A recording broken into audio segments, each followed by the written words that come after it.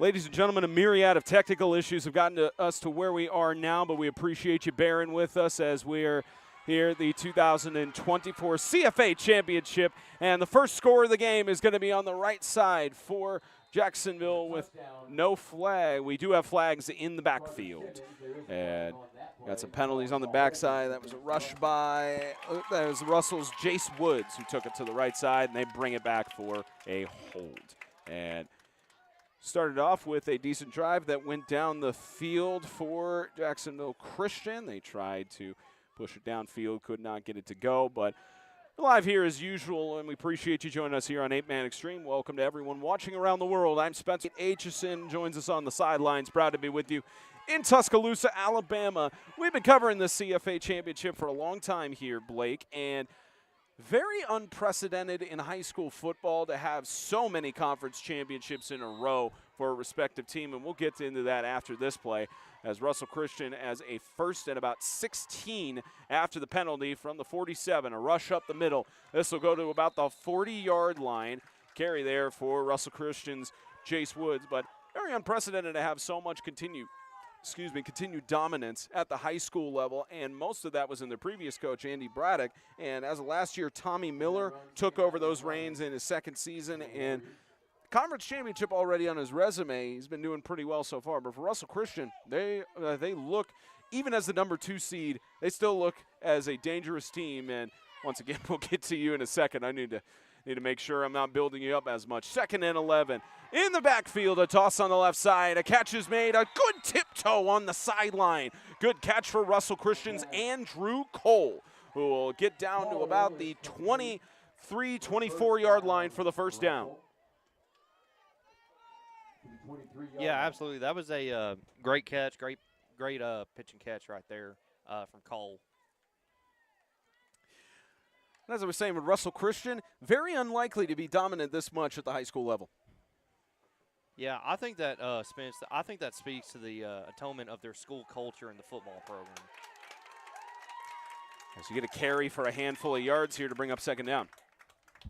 But as I was saying, Spence, I mean, you know, these kids for years, I think it's a testament to how good their middle school program is too. You get these kids in super young, you weight train with them, you teach them the game of football earlier than some of these other smaller private schools in this league, and you know, it's just a next man up kind of mentality. So kudos to Russell for buying into the football program. Record since 2007. This carry by 0. Ty Jones, who's been doing stuff like this all year. No flags on the field, and the first touchdown of the game goes to the Warriors out of Mississippi. Yeah, that's a great play call right there. Ty Jones, excuse me. Great run up the middle right there. Great blocking by the O-line too. Ty Jones on the year, leading the team in total rushes, almost 2,000 yards and 27 rushing touchdowns. Has got rushing TD number 28 after that run up in the middle. Run of about 20 yards on that for the young man, as this PAT is perfect through the uprights. Great PAT by the junior Miles Coleman to make it a 7-0 lead. Well, Blake, we didn't get a chance to do a broadcast open, scrambling last second to get everything situated. PC was the Windows update, but we're here now at least. And you and I was mentioning we've called these CFA championships for several years now, and the story of the game, the story of the game here at Tuscaloosa Christian, where it's hosted every year we've done this game, has been Russell Christian. They've been dominant on the field, even one year getting forced to overtime. Doesn't look like there was much that could really stop the Russell Warriors. No, absolutely. And again, that's kind of the culture of Russell. I mean, it's just, you know, what's it called? It's that winning mentality that they have, that Mamba mentality. You know, I wonder if I know Nick Saban. You know, we're in Tuscaloosa right now. I know he stepped down for the Tide, but did he make his way to Meridian at some point and join the coaching staff, change his name or something? I don't know. It's probably been a shadow head coach for this long. At least this year for Russell Christian, it has not been a perfect season. Finished the year 8-2, 5-1 in conference, as that free kick will go out of bounds, and they'll bring it up to, I believe, where it is. The ball is spotted and/or the 40-yard line. But 5-1 in the CFA. Their only loss on the regular season in conference came at the hands of Jacksonville Christian, and that was the last time they faced off on September 20th. It was a dominant showing, 49-16 for the JCA Thunder out of Alabama, and very few times we've seen these moments where Russell Christian has been the lower seed in these tournaments. I mean, even last year when it was their first year under Tommy Miller's new head coaching regime, they were in that first through 4 seeding bracket. They pulled off the upset, went against Tuscaloosa Christian for the first time hosting the championship at their home field in a long time, and managed to get back to the championship and still assert their dominance, which was last year in overtime where they won 30-22. Carry up the left side for Jacksonville Christian's Caleb Stallings, the senior who leads the team in carries and rushing yards. Yeah, Spence, kind of going off what you said earlier. Obviously, when y'all are done watch the game, if you want to watch more football, head to the YouTube channel and watch the 2023 game from this time last year, because that game was incredible. It went to overtime. I believe going into the fourth quarter, it was the same score as the last time those two teams met up. Russell came down two scores and obviously won it overtime. So, yeah, great game to watch. Scramble on the right side for the quarterback, Noah Lee, as he gets out to the outside, just about to midfield, and he will move the chains for a first down. Noah Lee, about 2,200 passing yards on the year, a QBR of 137.1, 27 touchdowns, and only 2 interceptions in 10 games. Yeah, Lee's going to be a huge focal point in this game for Jacksonville Christian. I heard, I won't quote anyone on this. I heard he's getting a few looks from D1 FCS school, so be sure to watch out. Be sure to watch out for Noah Lee right here. Stopped it out of bounds with 4:59 in this first quarter. A 7-0 lead for the Warriors already. They got the ball back after a drive stalled out by Jacksonville Christian, and they'll settle for Stallings. Carry it back up the middle again. Yeah, great run right there by Jacksonville Christian. Great job of establishing the run, too. I mean, it's been different plays. It's been inside, out. It's been inside. It's been outside. It's been a, hey, you know, not necessarily a run play, so to speak, but you chalk it up as a pass play and quarterback takes off with it, still establishing the run. Great job right here by Jacksonville Christian. Look. Gain of 4 for a 2nd and 6. Another scramble by Lee. He's got open space, one man to beat. He's going to get down for the first down. It was chased down by Jace Woods, but the sophomore could not get to the junior for the first down. Wait, no, Lee's only a junior? That's what I got. Wow. He's only a junior. I don't know why, but I thought he was a senior for whatever reason. Yeah, the roster they get. Yep, the roster they gave us, he's a junior too. So he looks at the build like he's a senior. I know, and he plays like one too. His leadership, he's got great leadership too. It's like he was a senior. Also leading the team in rushing touchdowns at 6. Now not leading the team in rushing yards. That honor is mentioned going to Caleb Stallings. But think about it, junior. He's got one more year with this team. Be pretty impressive to see how he is on the 2025 campaign, and they'll get the Russell Warriors with an encroachment. Did not get the first down on where the spotter was, but got it there. And again, we're talking about his leadership and his discipline right there. You know, coaches O-line well and been like, hey, don't jump. Great communication. You know, I said I was confused. I thought he was a senior. That's senior level communication right there with the rest of your team. And you know all too well from your experience about how important senior leadership is right at the high school level. Right, yes, absolutely. The seniors are, how do I say this? They're the vocal point of your team. They're, again, the leaders of the squad. So they're the voice of the team. New set of downs. Toss right side. The catch is made. Jesse Ganaway, the senior, gets the connection from his classmate to go down to about the 28-yard line for a gain of 7. One thing I just realized, we were here, so last year obviously was my second year being here. That was Russell and Tuscaloosa Christian. Year before was Russell, again, Jacksonville Christian. Yep. So that means Noah Lee would have been a freshman playing in the state championship team as a quarterback. Isn't that incredible? Oh, no, you're absolutely right. 2nd and 4. And they'll run it up the middle again. And stuffed at the defensive side. Russell Christian's Jace Woods leading the team in assisted tackles. He is the team's second in total tackles at 90. Ty Jones leading the team at 99. Him and company getting in there to only allow a yard gain for a third down. Yeah, speaking of leadership, Tim Moore, great leader for the defensive line of Russell Christian. I believe he's already sent in his second year around 2 or 3 defensive linemen or linemen in general to Gatlinburg, to the All-American Bowl. That's impressive.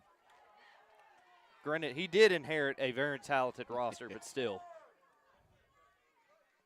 Very rare to do that. Lee under pressure and will scramble out. He'll be forced out of bounds. I don't think he even got back to the line to gain. Maybe a loss. And they'll rule it no gain. Or they'll actually give him a yard. Give him a yard or two. 4th and 1. Yeah. And most of the time in these ones, when you have this close of a margin to get to the sticks, they'll go for it inside, just outside the 25. Now, if I'm Russell right here, I'm shooting the gaps immediately because Jacksonville Christian, their offensive line has showed they cannot keep anything within the pocket. Here we go to the I form. And they'll stuff it up the middle. And it'll be a first down for Lee. Little QB sneak action right there. I like that from Lee.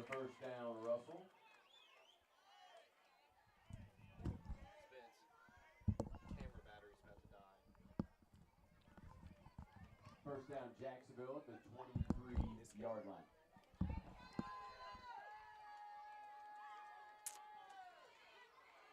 First and 10, just inside the 25. This will be lobbed to the backside. A carry for Caleb Stallings.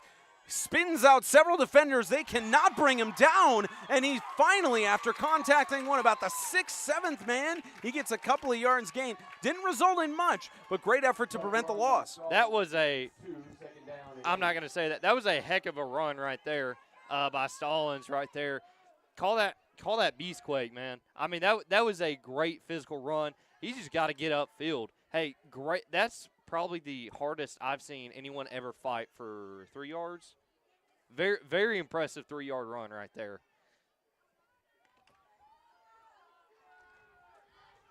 Stallings a senior. You can definitely tell he's been in the weight room for 4 years, 5 years.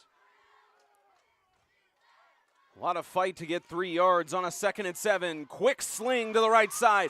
Get past the tackle. Get past the second one. Jesse Ganaway with the response from the Thunder. Yeah, great slant right there. Great slant concept. And he just gets an open space and finds his man, makes a move, and that's 6 points on the board already. Our first points of the night. Russell Christian on their first offensive drive marched it down the field, had good field position, and the minute 48 left to go in this first period or quarter, however you want to look at it. The Thunder are going for the 2-point conversion attempt. Try and take the lead away from the Warriors. Here's Noah Lee, will scramble, trying to keep the play alive, and across the middle he finds his man for the sliding catch. Great 2-point conversion, successful as he finds his man, Bryson Dowdy. Kind of deja vu moment right there. Kind of looked like the game-winning play. I don't know if you remember the game-winning play for Russell Christian last year in the same game. Did it not, Spence? Seems very mirror formation on that sort of scenario. Very rare you have those types of plays there. On the records from Max Preps kept since 2004 for Jacksonville Christian, not the best record, 78 wins, 102 losses. They've been 2-4 in the playoffs. Within regions / the Christian Football Association, 46-80. Not the best of scenarios for the Thunder, but back in a position to win potentially their first championship in team history, as they claimed the #1 seed this year with a perfect record in CFA at 6-0. They were 5-1 at home and 3-1 on the road as well, but didn't lose to any of their conference opponents. It was just losses that they had outside the region.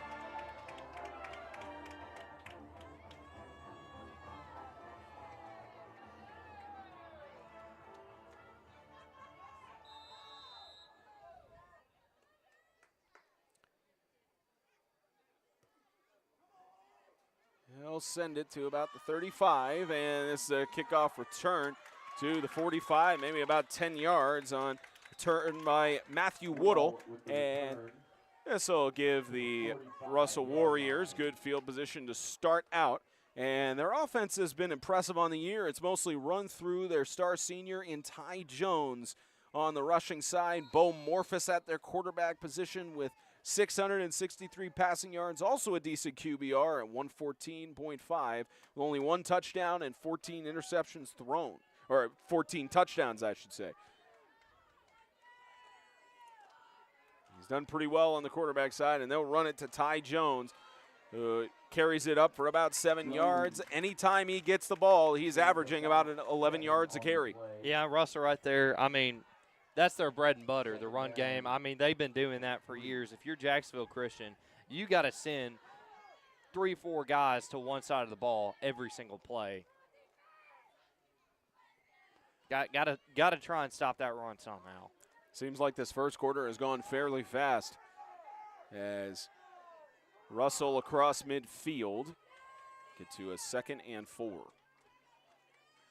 They'll hand this off up the middle, a carry of a couple yards, and get the first down. They'll stop to place the chains, and stopped at 60 seconds, and they will wind it. We head into the final 60 seconds of this first quarter with the Warriors driving. 44-yard line. Yeah, great run right there up the middle. Again, if you're Jacksonville Christian, you got to send 4 guys. You got to put 4 or 5 guys in the box. Or no, 6 guys in the box. If you want to stop, if you want a chance of stopping Russell on the run. Yeah, if you want to stop Ty Jones on the run, you can do that, but you also have a dangerous weapon in Colton Frapp on the receiving side. It doesn't look like they have to worry about it there, as with the draw, a slip on the grass there from the quarterback, Bo Morphus. A very rare mistake. Yeah, and little kind of wet here in Tuscaloosa, kind of humid conditions. I don't know how it's been, but close to my area, we had a big storm roll through, and maybe that had something to do. I don't know if it hit Tuscaloosa area, but I could tell it's very humid. Field looks a little slick, grass a little long, so just got to make sure you have your footing next run. And what looks like the clock was reset there. They have now taken it to the end of the first quarter. So after 12, 8-7 in favor of Jacksonville Christian.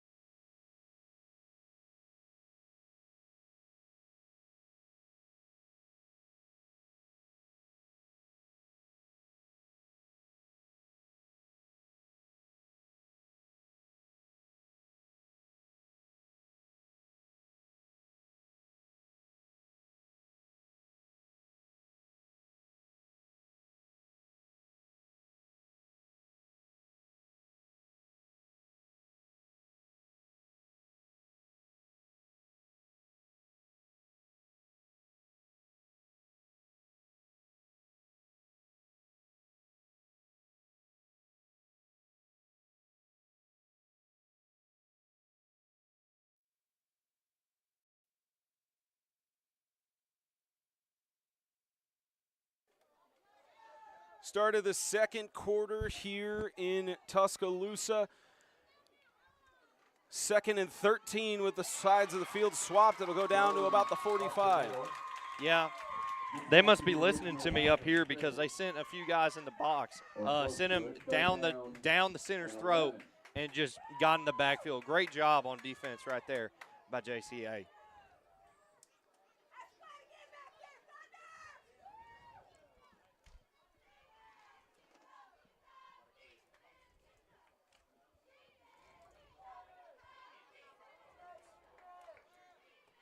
You got a 3rd down set up here for the Warriors.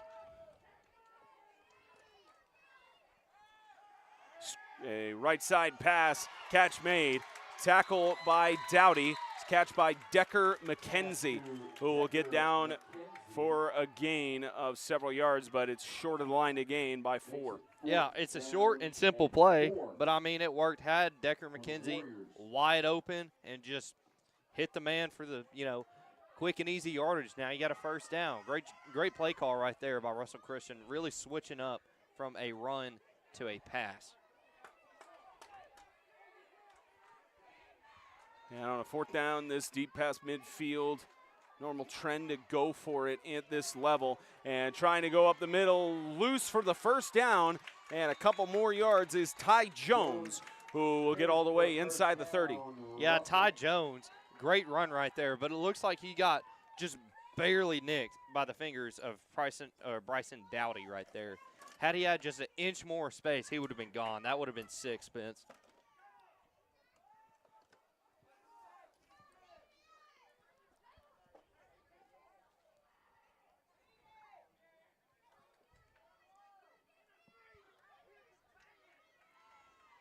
New set of downs for the Warriors.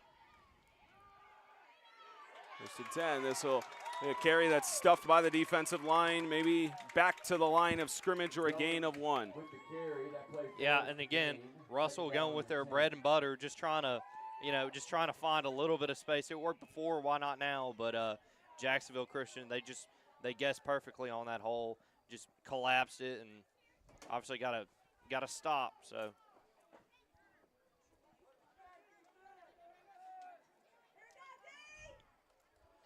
Second and 10, a lob pass in the backfield. Ty Jones tripped up for a moment and tries to push through the line, and it'll be stopped for a gain of a handful of yards. And Spence, how about this Jacksonville Christian defense? They're just sending 6, 7 dudes on the ball at all times. I really like for every football there's about 7 caps on that man. That's a good defensive mentality by Jacksonville Christian. Kudos to the defensive coordinator for them.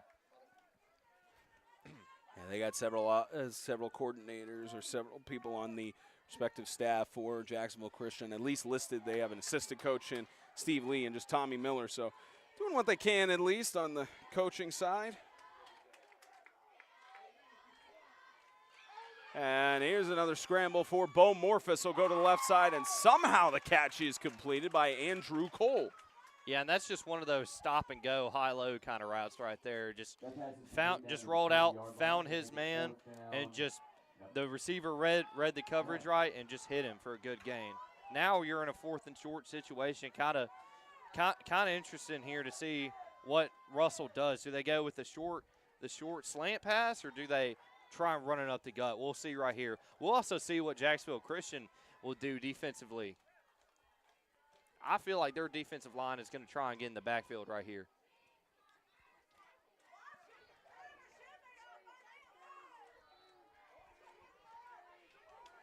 I think that's the only option they have as we get whistles blown.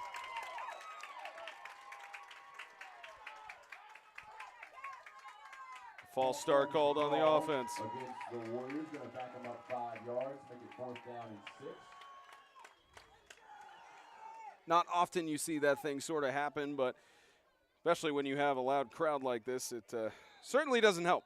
No, and it's kind of surprising to see because, again, it's Russell. They've been in this situation before, but that just looks like, just straight nerves right there.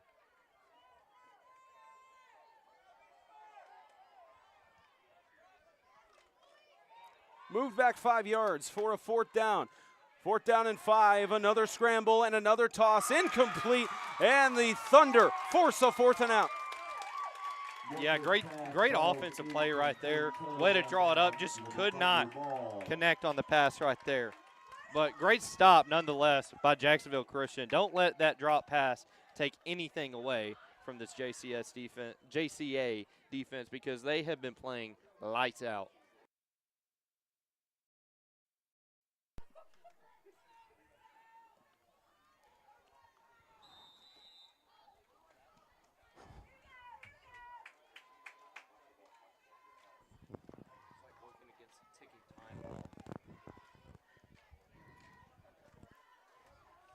.8:17 left to go in this first half.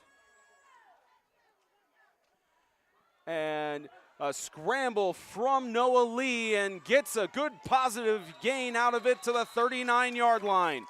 Yeah, what a great run by Noah Lee right there. And he's donning that number 11. Again, I grew up a big Tennessee fan. Kind of looks a little bit like Joshua Dobbs on that run. I'm not saying he's, you know, as smart as Joshua Dobbs, although he seems like a pretty intelligent young man to me. Granted, Josh Dobbs is an astronaut for crying out loud. But, you know, just kind of a Josh Dobbs-esque run right there. Said you grew up a Tennessee fan. Absolutely. Difficult to say that here in the city where legends are made, but sure they'll forgive you as we got encroachment. That was Joey Burns who stepped over the line. It's also difficult for the locals here to talk about the score of third Saturday of October. So.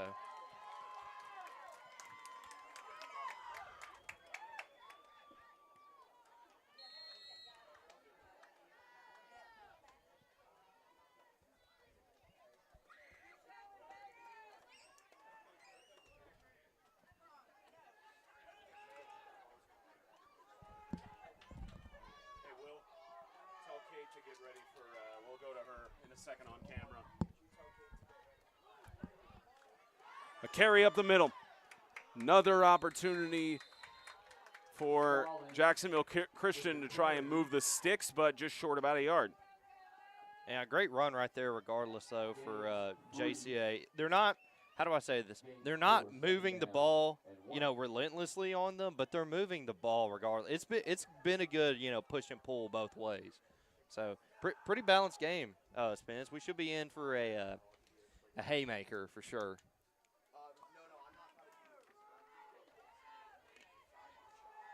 We had a back and forth bout last year with Tuscaloosa Christian where Russell had to fight back, seeming to try to fight back on the defensive end here as they get a stop short of the sticks. They tried to prevent Jesse Ganaway from getting past the line to gain, and they did just that, but you got conflicting spots here on the line, and I believe they are going to move the chains. Yep, they'll roll it for a first down. Looked like he was short. Yeah, Spence. Obviously, I'm working main cam right here, so usually when I'm doing an 8-man game, I'm just having a, you know, it's very, you know, on site, very have to, you know, down the field this way, down the field this way, but I've just kind of been hands-off approach with it because it's just slow and steady offense, just kind of nitty-gritty, just grind it out kind of from both sides. Just very run heavy, short gain after short gain. This is a pretty good game, Spence. It's not as explosive, but it's still a very fun game to watch. It's like last night I was up in Mount Juliet watching the Green Hill Hawks against the Mount Juliet Golden Bears. Shout out to the Green Hill Sports Network for letting me be behind the scenes on that one, and that game ended 12-10. It was one of those defenses. Have you ever heard in a football game of a team take a total of 3 drives taking up almost 2 quarters in high school football? Are you serious? The first drive almost took about 9-10 minutes until it finally turned over. That sounds like an Army-Navy game. Which that contest is actually building up to be pretty special down the stretch. Initially, they thought it was going to be a college football playoff bid spot, but I think it still will be, honestly. Ended up not being the full case there. Boise might still get in, too.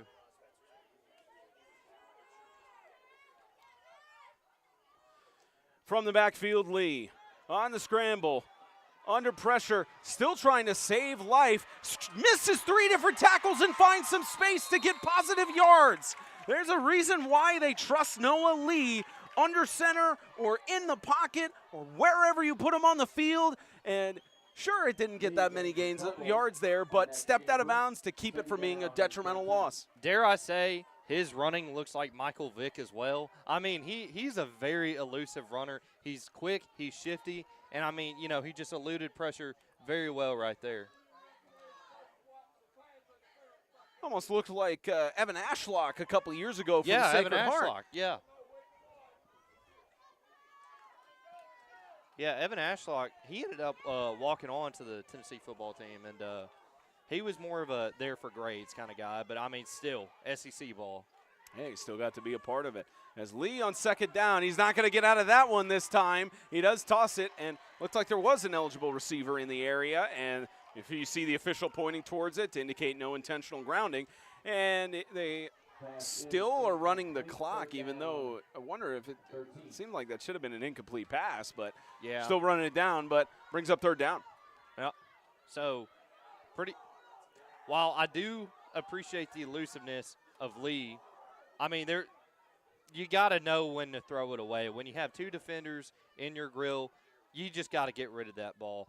Make a smart pass, throw it out of bounds if you're still outside the pocket, but you got to get rid of that ball.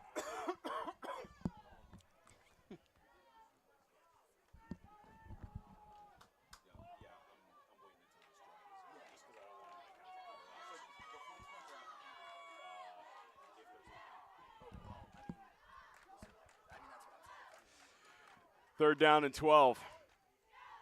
Lee had a lot of time to sling it across. He needle and threaded that ball to Jesse Ganaway. And what a connection right there between Lee and Ganaway. Great play, but there's a flag down. Likely they will call this for after the play, maybe an unnecessary roughness, could potentially a late hit out of bounds. Usually the case when you have those sort of flags pop up at the end of the play. And they stop the clock with 5:18 left to go in this first half, and it is after the play on a personal foul, so they'll tack on 15 yards. Tough break for Russell. Yeah, and Russell still not Russell. Jacksonville still slowly grinding away at this clock. I mean, you said it best. It's felt like a quick game because it stayed mostly in bounds. Both teams running it extremely heavy, but also, you know, it's very consistent. It's been very clean up until this point when I think that's like our second or third flag so far today.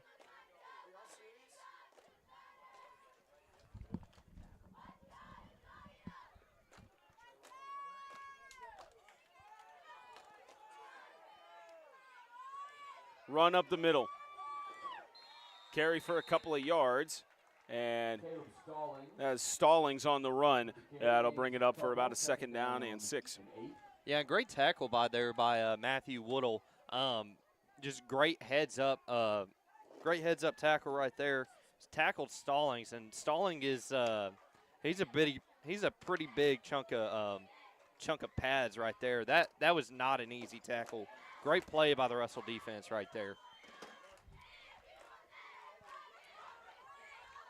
Name of the game right now for Jacksonville, even though it's in the second quarter, just keep running down the clock. He's eating up a lot of it at this point. Incomplete ball hitting off of the ground on the right side. And they'll stop it at 4:33 with the pass intended to Jesse Ganaway.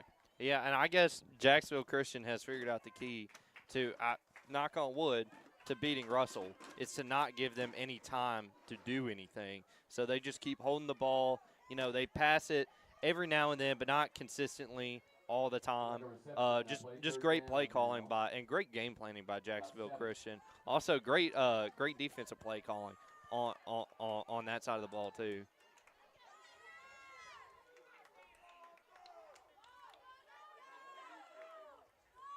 Lee slung across the middle, incomplete, would have been a touchdown. And they have the officials finally roll it in. That was Bryson Dowdy tried to sell it, but the official, a little bit of drama on the call, waited a little bit, but it did clearly bounce off of the ground before he pulled it in. Yeah, see, I thought he had it too for a little bit. He sold it from even up here, but I guess the field official saw something that we did not. So you gotta have the camera blocking your angle because I could see it from there. Oh, It bounced yeah. off of the ground first and then went into his chest pad. And you got a timeout called by Russell Christian. That's going to be their first of this first half with 4:28 remaining in the second quarter. Shirts and sweatshirts for sale over by the flagpole.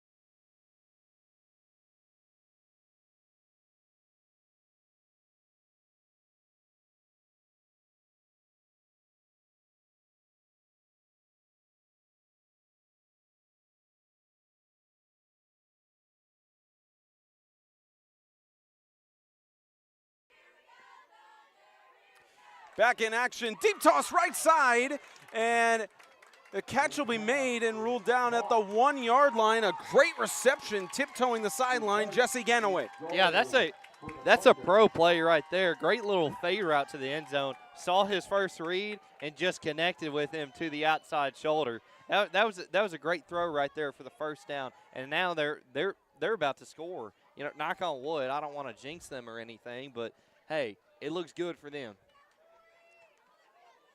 Especially trying to get vengeance for the last time they played in the CFA championship. They have been 3-3 against the Warriors since 2020, with their last win coming on September 20th at 49-16. And this goes up the middle, and there's a touchdown for Noah Lee. Great play right there by Noah Lee, charging up. No pun intended. I did not mean that because they have the Charger logo and they're the Thunder.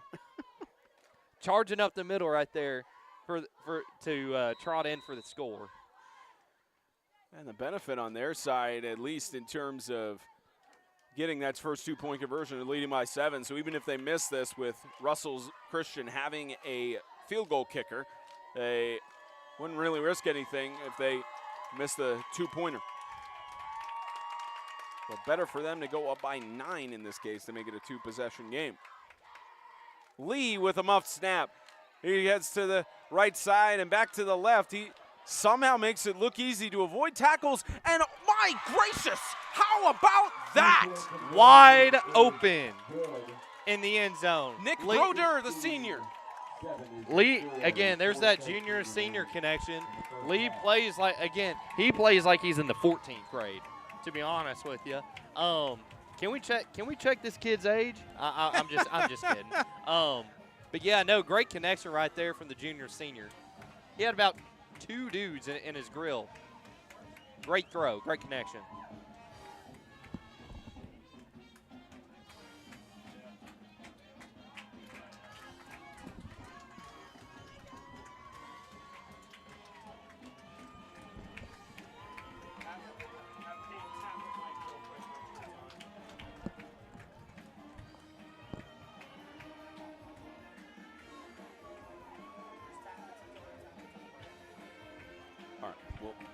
We will go to her after the kickoff. Just stay with me.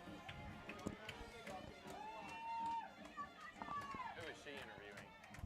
She's just going to do her first audio reports. Okay. You were hearing both of us behind the scenes. We are queuing up our sideline reporter in a moment. Probably should have muted stuff, but it's one of those chaotic days. James isn't with us. He's usually James Shannon is joining us on this broadcast crew, but he is busy doing commissioner duties for the Southeastern Extreme Conference as this kickoff return is returned up to about the 34-yard line. And this will head down with about 4:11 left to go in the second quarter. Let's go ahead and welcome in the third member of our crew. We welcome in Kate Aitchison. Hello, Kate.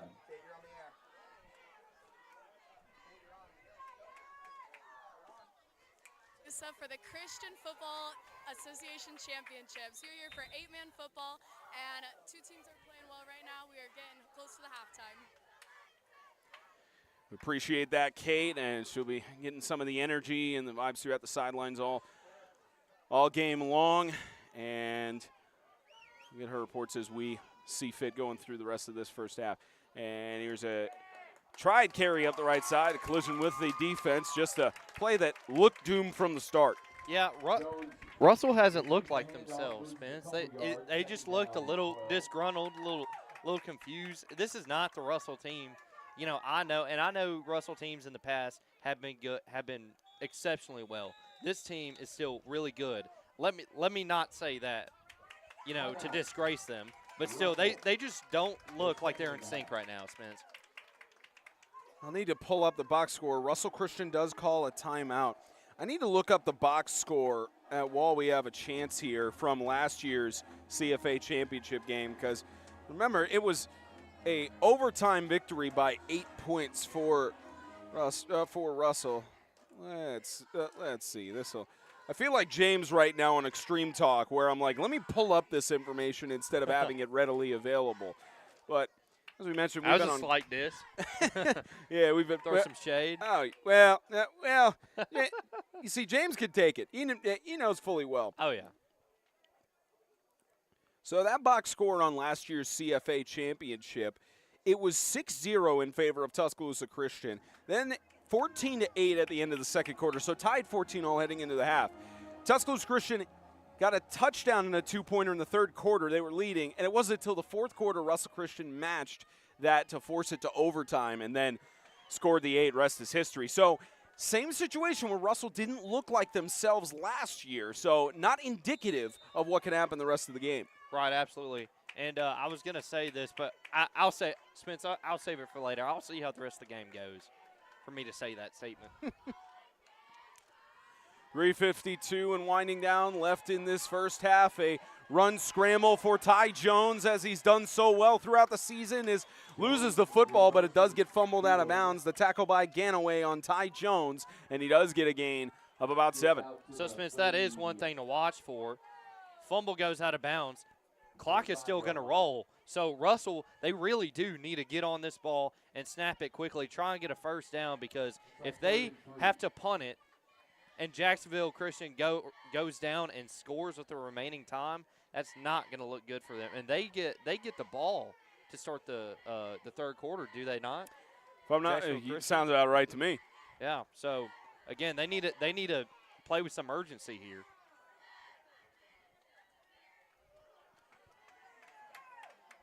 Third down and 4 as Russell Christian tries to drive it down, and they blow a whistle. Looked like false start or maybe an illegal motion. And they rule it an encroachment on the defense. Must have missed that one.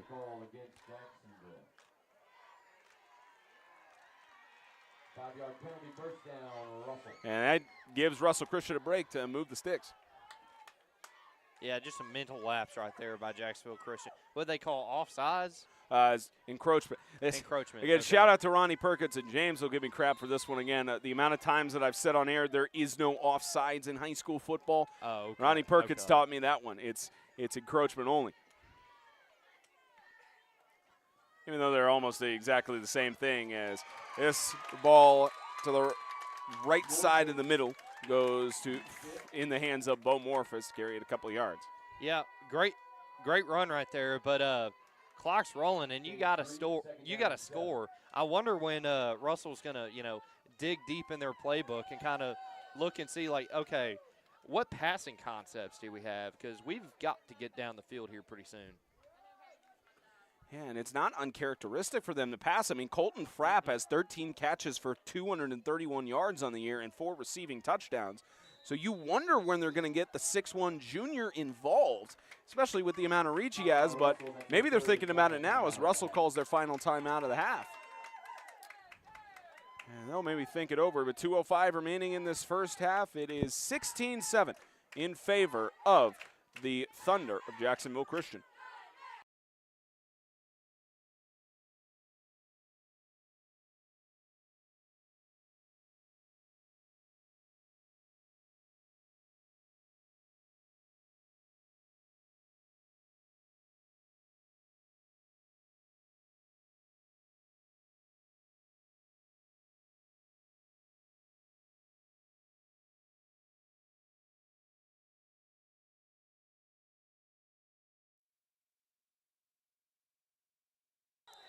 .205 remaining in this second quarter.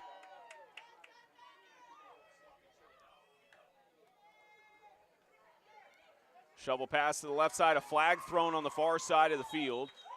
We say far side. From our perspective, it's the near side. Far side from the ball. As likely a hold call. Most of the times when you have those runs for positive yards, it's likely going to be a hold. Right. Maybe some illegal contact on the other side. Honestly, it looked like it could have been on the defense for a little bit of roughing the quote-unquote passer. Unnecessary roughness, so to speak, maybe. Usually they have the white cap referee. The main referee is the one throwing that, and it's personal foul. They just called a personal foul on the offense. Huh. Maybe unnecessary roughness. I wish we had the replay going, but not this game. Well, we have it on some plays. There have been some replays going, just not on that particular play. I know you don't usually have your monitor that's perched up Right, here to be yeah. able to see this stuff, but we'll have it next week. I mean, you won't be at the SEEK Championship, but No, most sir. of us will be. You'll be down in Florida with us for the NHSA Yes, sir. tournament. That's the plan. That is the plan. That's gonna be a lot of fun. And trying to talk one of our newest members of the crew, Omar Garcia, into going here to Florida. Yeah, well, we got our official mic'd up. He looks like we're having technical difficulties on the lapel mic, which usually works. It's, Is that a delay of game? our referee Legal block is what they called. Kerry Cogburn is the official on this one, and I got delay of game on there for 1:55 remaining on the first half. As we mentioned, it was tied at halftime of the CFA Championship last year between Tuscaloosa Christian and Russell Christian. This gets tossed to the left side. Cuts several players, and he's got a potential breakaway. One man to beat, and he does! For Jacksonville Christian's defense, they cannot stop Andrew Cole, the junior. Touchdown for the Warriors. Spence, I told you so. I told you so. You reach deep in that bag, you're going to pull out a rabbit at some point. Caught the back end of it with the replay only being 15 seconds, but you see moments like that. You have that breakaway. He had one man to beat, and he got the better of Bryson Dowdy, the sophomore. And now you've got a 3-point game. Chance to make it a 2-point or 1-point game. Doesn't really make a huge difference since they still have to drive down the field later on. Well, Spence, here's a little scoregami for you. If Russell gets the stop or forces a turnover, they can get the ball back and be up, and it's what looked like a down 2-score game for Russell is now in their favor. And they'll shovel it in the backfield. Ball is loose, and that'll be recovered in the end zone. It is ruled no good. It's a 2-point conversion attempt. It's a fumble recovery, but regardless, the 2-pointer is no good and leaves it at 16-13. And looks like just one of those shovel passes that bounced off of the hands of Ty Jones. And it leaves us at 16-13. And I believe you were mentioning that Jacksonville Christian, they won the toss and they elected to receive the first half. So you've got Russell Christian getting the ball in the second half. So in that case, they made a good stride here getting down the field. Right, absolutely. Do you onside kick it here with no timeouts, 1:39 left in the second? Absolutely. You just go for it? Absolutely. I say man up and pin your ears back and go after that football. Be aggressive. Hey, passiveness and conservativeness does not win you football games, Spence.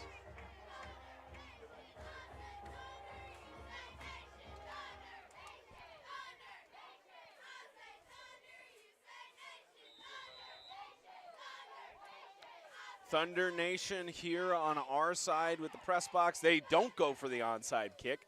The Warriors do not, and this is returned by Caleb Stallings, who is stopped at about the 30-yard line. That'll shave off to 133. And with how long it's taken the drives to go this game, another one of those you don't want to jinx it, but you would have to draw up some sort of explosive play here if you're the Thunder. Spence, I'm not one to predict anything, but I predict with that last offensive play, that's really going to pop the cap off to this game offensively, and these teams are just going to start going boom, boom, boom, boom, left and right, score, score, score. That's what I'm hoping. We will see. Although I have really enjoyed watching both these defenses, I do enjoy a good chippy, grinded-out game. And we'll talk about the All-Conference Awards after this. This is a quarterback keeper for Noah Lee, and he gets a gain of about 8 yards. They'll roll him about 6 on the play. Clock still rolling. Yeah, not with the first down. That's the only time you get the clock to stop for spotting the chain, so you're in your hurry-up drill here. And they have all 3 of their timeouts, at least from what I recall and what I've kept track of during the game. So they finally call one after a couple precious seconds, one down. Maybe they heard us up here. I don't know. But first time out for the Thunder.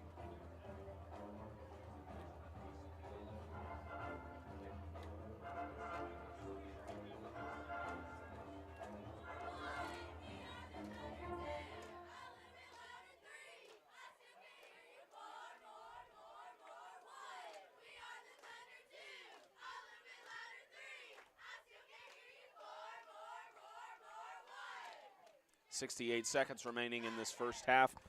2024 Christian Football Association Championship, at least the division of the ACAA, Alabama Christian Athletic Association.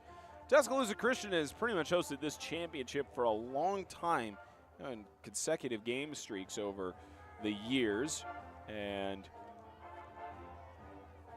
they have continued to show out and be a good venue for it. They haven't had any reasons to really go to other venues. No, sir. Yeah, I love always coming to Tuscaloosa every year for this game.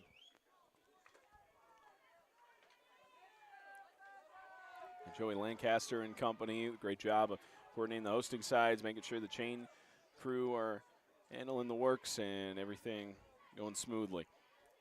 Here's Lee on a 2nd down and 4. Scrambles and is finally brought down. One of the few times you have a sack credited for or against Noah Lee, as Russell Christian defense gets it done to force a 3rd and 7. Yeah, and this play right here, clock's rolling. You got to roll to the wristband. You got to go something real quick. Hey. Now the clock expired now. It's down to 0, or, oh, I see what it is. It's got a faint 3, so we're at 36. Hey, the clock is having some malfunction. Yeah, it I says was 6 seconds for whatever reason. When it goes to 0, back to 10. Yeah, we had about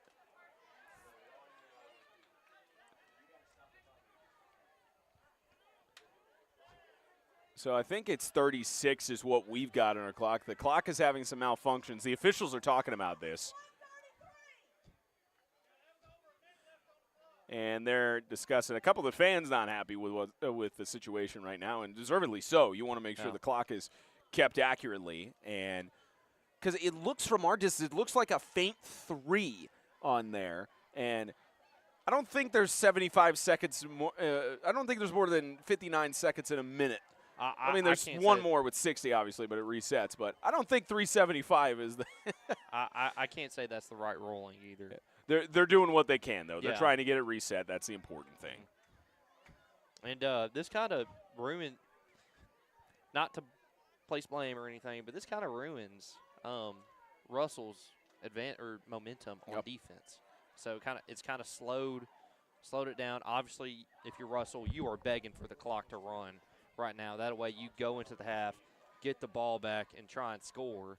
But you know, with such limited time left, and then, you know, a clock stoppage, you know, just kind of puts all that to waste, because it looked like Jacksonville Christian was kind of in disarray on offense right there, which was rare tonight.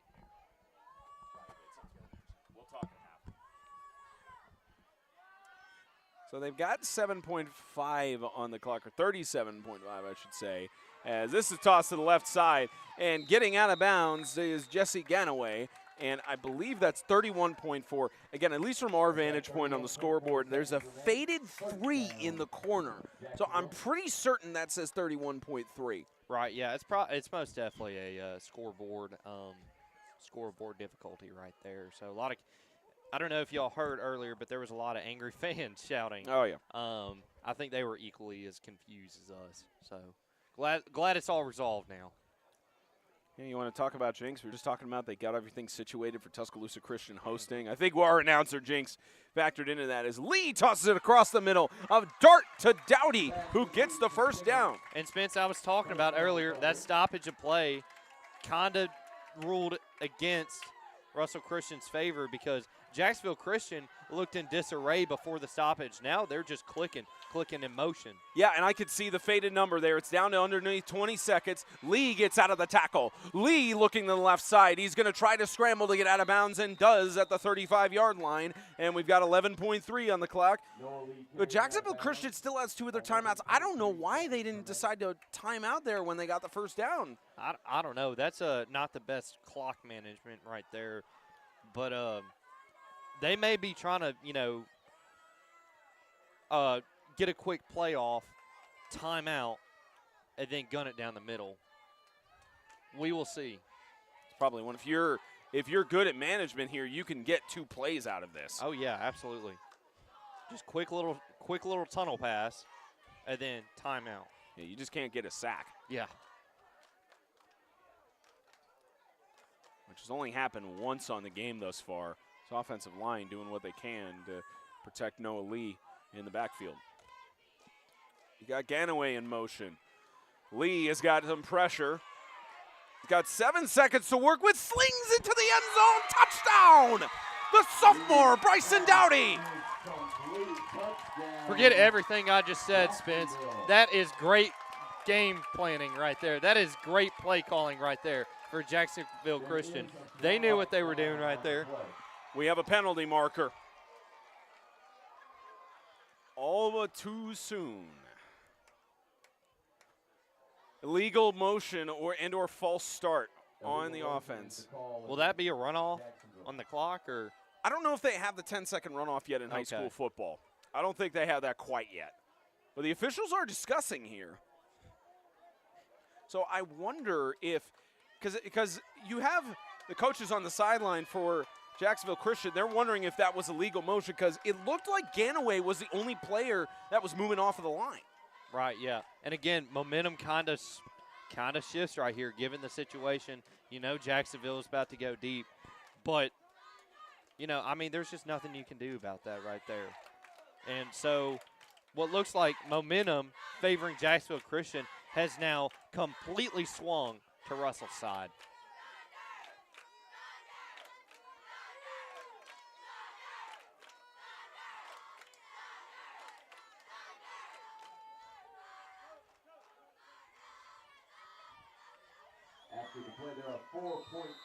And 4.2, so they do keep the flag on the field. With the discussion, they decided to stick with their judgment, and second timeout by Jacksonville Christian. They do have one remaining, but likely they would not be able to use it with how short of time is left on the clock. You were talking about possibly just slinging it up the middle and a quick play. It's probably Hail Mary at this point. Yeah, it is Hail Mary. I mean, that really is the only option.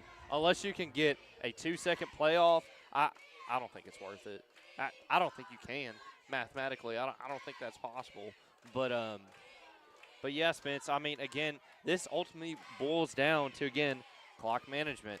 We had points of the game where, you know, there was confusion between what I saw, the play calling, the coaching staff, and the players. It looks like they weren't in tune. It didn't look like Noah Lee was pointing at his wristband. He's like, am I supposed to go off this or am I supposed to take signs? Mm-hmm. You know, because as a quarterback, you're supposed to take signs. And sometimes it's like, you know, oh, let's go 2 on the wristband, and that's your play. I personally prefer, when I played, using the wristband. But, you know, that's something they're going to have to clean up during the halftime. Yeah, that's going to got to be confusing as Lee is going to air it out towards the corner, and time expires. You've got an official's hat thrown there in case of the play there. No flag on the play. Ball uncatchable, and that is going to take it to the end of the first half. Well, Russell Christian's been in this situation before. They've had their challenges, they had their struggles, and that is going to get us to the end of this. That is going to get us to the end of this first half at 16-13. And thank you for actually correcting me on that. I didn't adjust the scoreboard. My apologies on that. Was score on there, and that is going to get us to actually the end here of the first half. I believe Kate may be talking with Jacksonville Christian's head coach Tommy Miller. We may get her on the microphone in a second, so we'll try to stall a little bit as she gets us over to the camera side. I believe the team, they're all going to the locker room too, so that'll be perfect timing in terms of getting positioning up.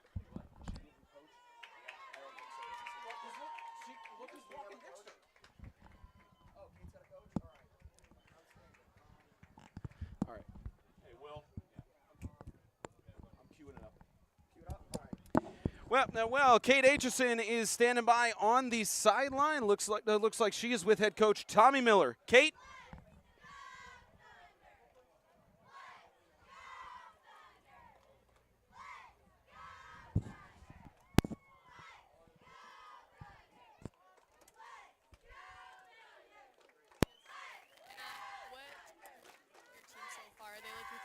Based off the rest of the season? We have not as well as we have played earlier in the season. We thought we were ready to play. Undoubtedly, we were not ready to play. And of course, we got a call right there, touchdown call back. It was we don't see it that way, but that's where they saw it. We'll do a better job of telling that official we are on the line next time. Thank you so much. Yeah, apologies on the audio issues for that, but he's right, telling the official, making sure they're on the line. So looked like he had a little bit of disagreement on the call there, but regardless, we are at halftime. 9 minutes left until we are out of the halftime break. We'll be back for coverage of the second half here from Tuscaloosa Christian.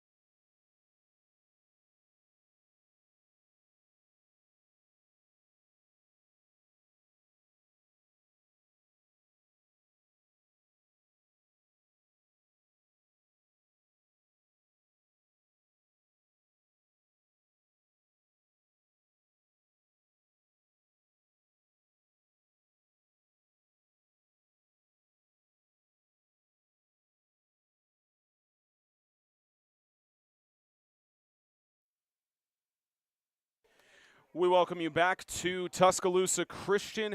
Kate Aitchison is on standby with head coach Tim Moore for the Russell Warriors. Kate? What was your conversation different going into tonight's game versus the rest of the season? Well, we just had to get ourselves prepared for, a championship game. We knew that, Jacksonville was going to be a good team. And so we just talked about making sure we took care of the ball, making just as little mistakes as we can, and just taking care of business.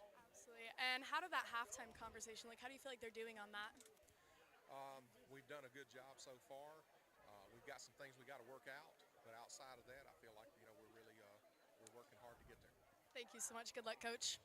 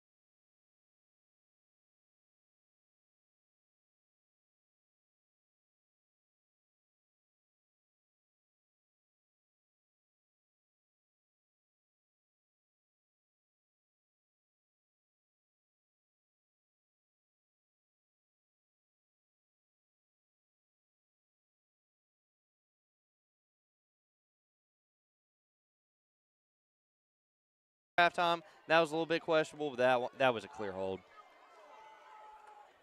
But I'm not showing any bias, but I think the refs made the right call on both times.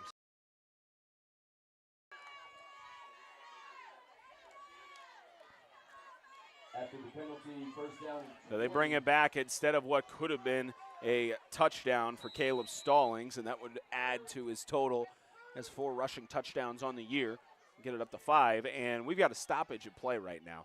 The official's going to have a conversation. And they're pointing down to the other side. Surely they're not trying to overturn this call, maybe trying to get a clarification on something. They're pointing to a player maybe for an equipment issue, or if only the lapel mic was working, we'd be able to get a good explanation from our official.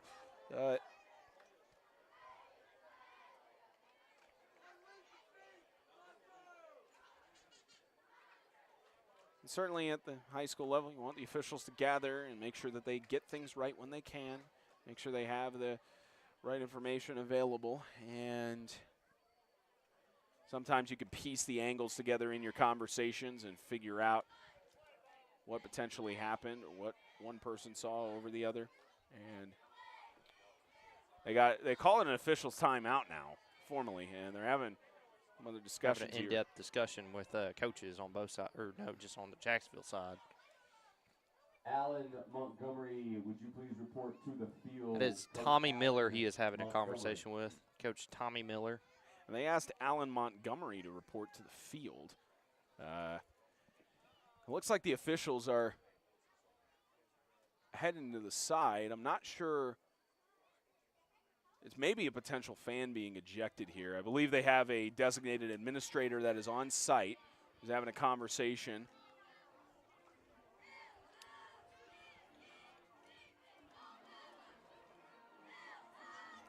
Yeah, there's a weird stoppage going on right now, and great work by our crew having this shot here, the conversation that's going on, or at least that's with the officials. I think, because they have one of the referees talking with, they said my guess is that it's the administrator, and now the white cap's going to head over. And yeah, again, a weird stoppage here. I'm guessing it has something to do with a fan saying something, but yeah, absolutely. I mean, they're fans on this side, especially now that we can hear them. Our broadcast on this side, obviously, Russell is far side near the baseball field, so we can't really hear as much as what they have to say. But on this side of the field, it has been a little bit jolly, a little bit of questionable things said towards the ref, and I guess they called that officials timeout, so to speak, to really get that under control, because we don't want really any out of hand, out of pocket, actions or words said, because at the end of the day, it's just a football game.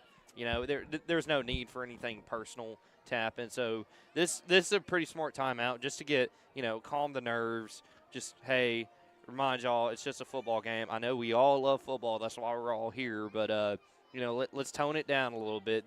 Again, these are kids, 15, 16, 17, 18-year-old kids. Let's watch what we're saying a little bit. So. Yeah, and I just talked with the official who's running the clock, and he mentioned that they just asked for somebody, and he said likely it's that there's a fan being ejected, and we haven't gotten any official word on this yet. Yeah, and as a fan, of a team, obviously you'd want your team to do well. So why would you want, because not only are you getting ejected, but you're hurting the team with field positioning. I mean, you get that. I think that's a 15-yard penalty. Don't quote me on that. But it is, to my knowledge, that is a 15-yard penalty on the your team. So I don't really see a purpose in doing something like that, as we're still trying to clarify.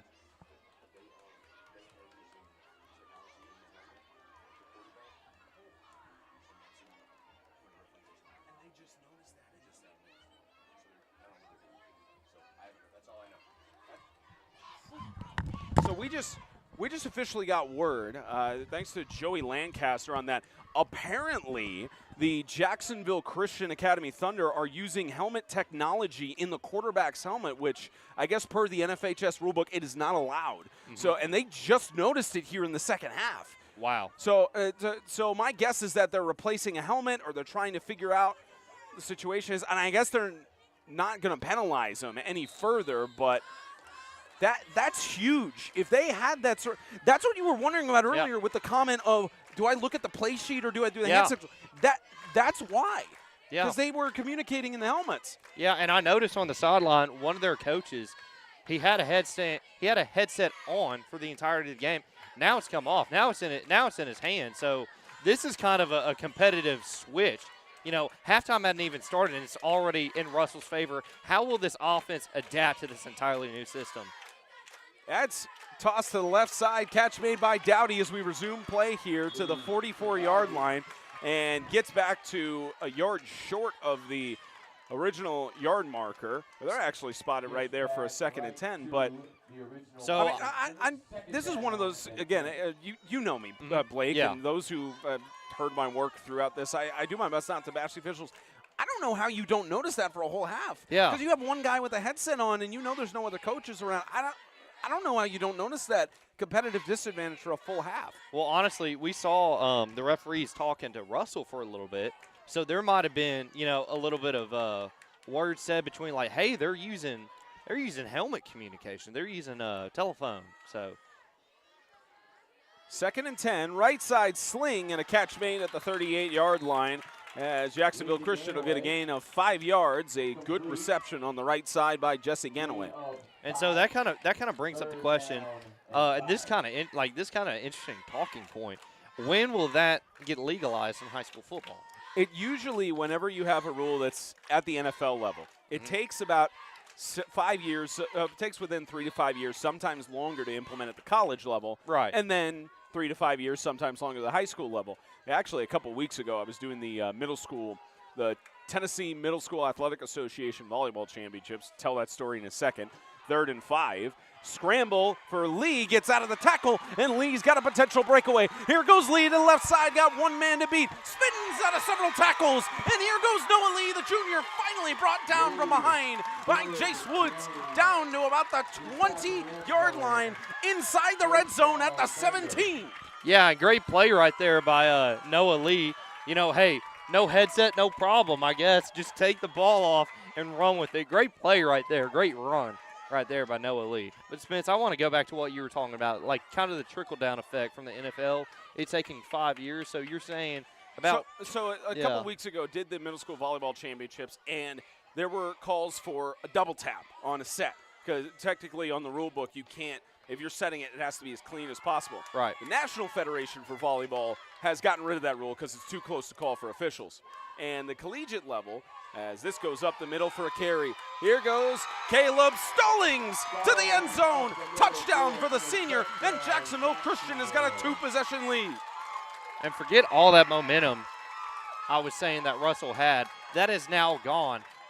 Again, that was very – I wonder what I want to be in the huddle to see what they changed, so to speak, because honestly, this is working a lot better. And it's kind of fun to imagine, what if they were running this system that, this kind of on-the-go, kind of a go-go thing the entire game, how different the score would look right now.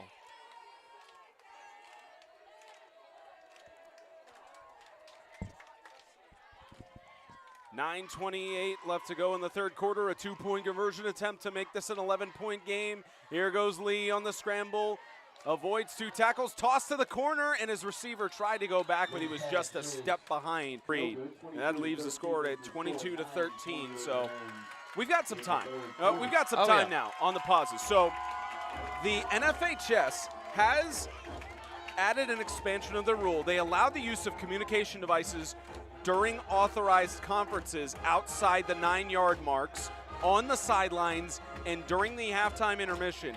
Use of communication devices by players, except conferences outside the 9-yard mark, continues to be prohibited. So it's only when it's in specific zones. Right. But it's the NFHS sets, here are the rules that we set. Conferences are allowed to go in between on these things. So to my knowledge, the CFA and the ACAA still is not does legalized. not have a provision, and or the Alabama High School Athletic Association, they don't have provisions on there. But again, conferences that are outside the 9-yard marks. Yeah. So Spence, I actually read a little bit of CFA bylaws just a little while ago, and in the CFA bylaws, it says anything that is not covered in our bylaws, which helmet communication is one of those things, refer to the NFHS. So, right there. Yeah, so they specify there where technically it may be that it's one of those where it is allowed in circuit cert. The other thing in the college level, too, they didn't allow it for a while because of making sure there was equitable pay in that regard. But now in the conference realignments and everything, they finally said, okay, we're good to go. Both sides can have it. And a lot of schools are investing in it now. But it may also be part of that stipulation is where both teams have to have it or none of them can have it out of basic fairness. Right, yeah, absolutely. Still, that I could talk about that for hours. That is super. I mean, it's just like this is why we love football. Oh, yeah. It's stuff like that. It's not even like I love the games, obviously. I'm not saying I don't. But it's stuff like that just kind of it changes. It flips the entire game. Yep. You thought it would negatively affect Jacksonville Christian. But, again, not trying to jinx, 22-13 is your score right now. And they've looked hot offensively ever since they flipped. How does Russell Christian respond from this touchdown that was scored by Jacksonville Christian after a potential momentum-shifting play? And a tackle from behind, attempted rush up the middle by Ty Jones. And that was Jack Henry Harris on the tackle in the backfield. Got the sneak behind. He has 21 total tackles on the year. They don't keep a separate stat for the Thunder. They didn't keep one between solo and assist tackles, but involved in 21 tackles on the year, make that 22. And he's a defensive lineman, isn't he? I believe so. Still pretty impressive to have 22 total tackles on the year. Is that not including tackles for loss? Most definitely, yeah, probably. But, still. Now, what about sacks? Does it say anything about sacks? For Jack Henry Harris, he does not have any sacks on the year. So that's just including everything. Here's a carry to the right side by Ty Jones. Tries to weave through a couple of defenders, and that was Moses Everett and company who got involved. And Ty Jones he had some pretty big runs early in this game. Been a little quiet since. Let's see if Russell can go back to him and get him hot. Another thing we want to let you know, next week, 8-Man Extreme will have the 2024 Southeastern Extreme Conference Championship. I'll be on the call for that with Eli Cornett. Jamie Martinez will be our sideline reporter. And the semifinals are going on right now in the SEEK playoffs. Just north of us in Huntsville, the Freedom Cowboys lead 44-22 over the Christian Community Colts. And a barn burner in Springfield, Tennessee. Get to that score in a minute as Ty Jones tries to push through, and he's stuffed by several Thunder linemen. And again, the lineman play by Jacksonville Christian has just been incredible. I mean, I'm looking on their sideline. They got some cornbread-fed boys. I mean, it's just the truth. But they've played very strategically. They played physical, and it's been fun to see. I mean, 72 for Russell is a big guy, but it just looks like he's getting beat right now. Great play calling. Defensively by Jacksonville Christian. There's Ty Jones. He'll toss it. Left side is intercepted. It's intercepted by Nick Brodeur. His second interception on the year. And this one, he loses the ball. The ball is loose, and it's recovered again by the Thunder. There is a flag on the play, though. We got a flag on the backside. Looks like it's in a position after the interception, so likely it'll just bring it back to the spot. And Brodeur got the interception. There was a fumble, and then brought back. So a little bit to sort out here. More than likely, they'll place the ball at the spot of the foul. Still, what an incredible play, though. What a heads-up play by the linebacker right there. Defensive line got back there. Again, I've been complimenting them all night. Got pressure and forced a turnover. It doesn't even have to be a sack or a fumble. If you just get back there in the quarterback's grill, that's all the defensive coordinator wants you to do.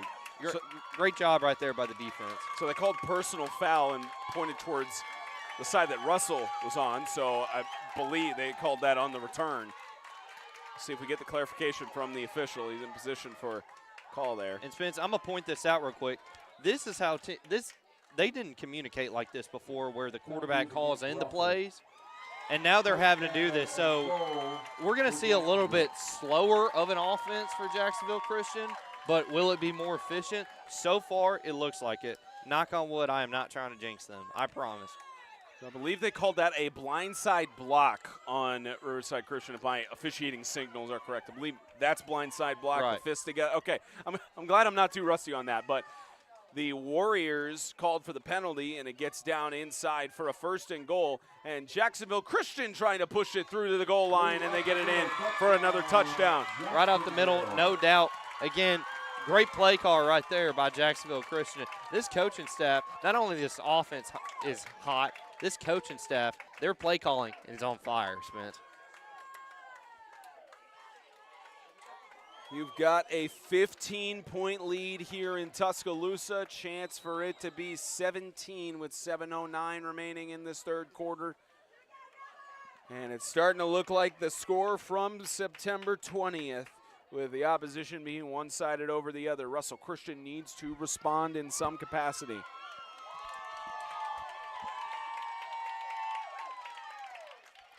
Two-point conversion attempt in the backfield on the sweep to the left side. 2 points for Jesse Ganaway. Yeah, great play call right there on the outside sweep to the left side. Great play and great run right there, too. Jacksonville Christian is about 19 and change away from breaking the streak of 8 years straight, or trying to prevent an 8-year straight streak for the Russell Christian Academy Warriors to win the Christian Football Association Championship. 7-year streak right now for the Warriors, trying to break that. In the Southeastern Extreme Conference, 44-28 in favor of the Freedom Cowboys, and that game is into the 3rd quarter. In Springfield, still in the actually in the 4th quarter now, scoreless 3rd quarter per the reports, 42-40 in favor of South Haven. So may have a South Haven and Freedom Cowboys championship pending a Christian community comeback. We'll keep you updated on those scores as the night progresses. And this kick goes high and out of bounds, way out of bounds.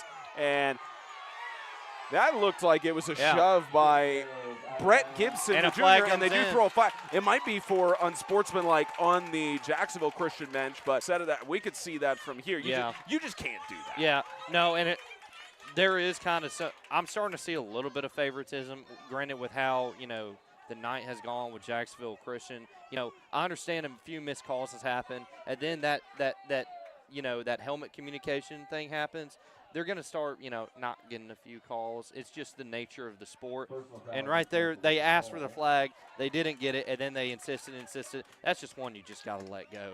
I understand protecting your players and stuff like that, but that's just not one of those instances.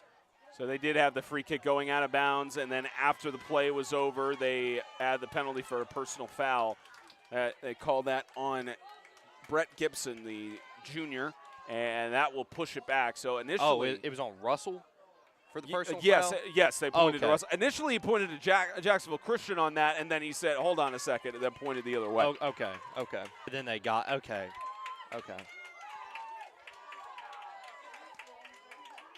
And the officials are still talking about it. And you could also see on the other side, Coach Tim Moore talking about, again, you can't do that kind of stuff, especially this late in the game. You can tell Coach Moore and company, they're having that discussion right now of we need to keep this under control. Spence, shout out this camera angle. This is incredible. So here's the signal now. It's free kick going out of bounds on Jacksonville Christian, and then after the play is over, a personal foul is called on Gibson. And doesn't look like we have any ejections in that regard. Nothing warning of an ejection on that, though, at least from what we saw. It just looked like a little shove. And are they trying to re-kick, or are they just going to line it up? I can't tell. Because you do have the option to re-kick when it's free out of bounds. It looks like that's the option they're taking. It's like referee needs a ball. Yeah, they need the tee. Kicking tee. Yeah, they're shouting about it, or else they're trying to figure out where that kicking tee is. When I said Jacksonville Christian was playing it slow, I didn't mean like literally playing it this slow. I didn't know it was possible to strategically not give the kicking tee to the ref to slow down the game, to slow down Russell. Hey, that's psychological right there. Still plenty of time left to go in this conference championship. Plenty of time for Russell Christian to make a comeback. This goes to the 50. They'll try a little onside, potentially squib kick, and this will be returned for maybe a handful of yards as Jace Woods, the sophomore, gets the ball, and they'll start out on the 37-yard line. On the return, after the onside kick attempt, Russell begins this drive at the 37-yard line.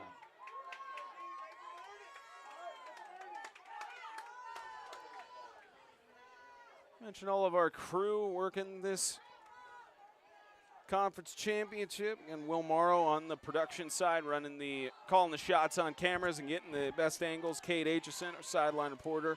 Eleanor, as this gets carried up the middle and stopped for a couple yards there.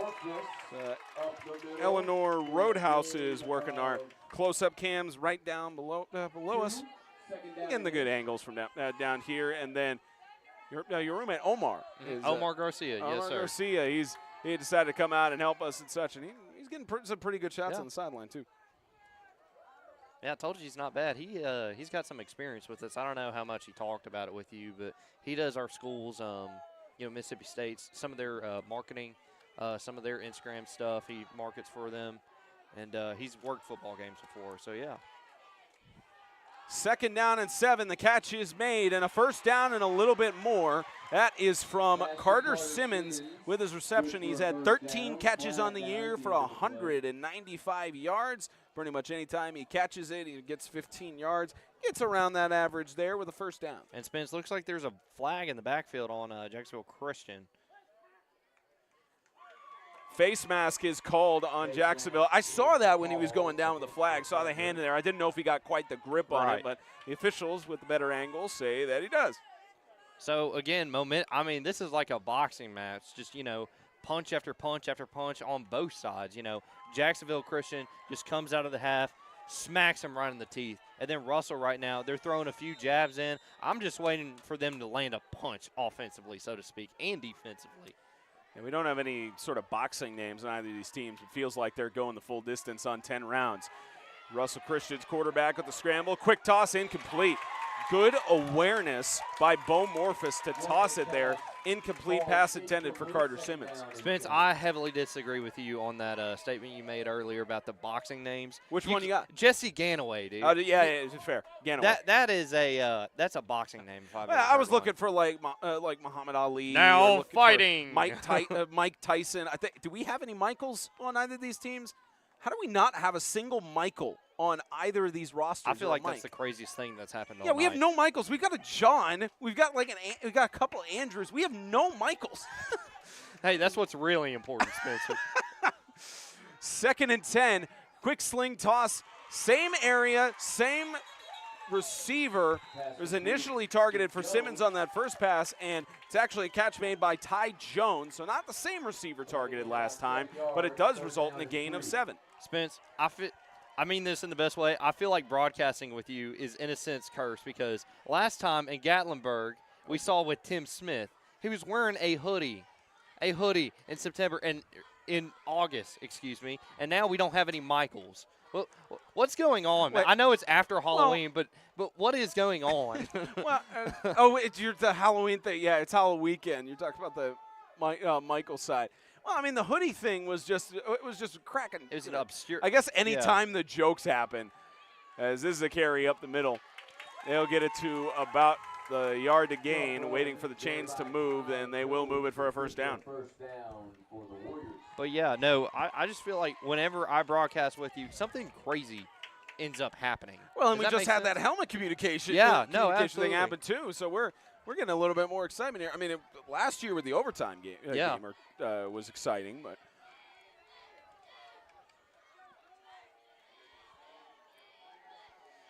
And Russell Christian, a 40-20 win in the semifinal, hosting Tuscaloosa Christian. Slung to the left side, a high stair-step catch by Andrew Cole.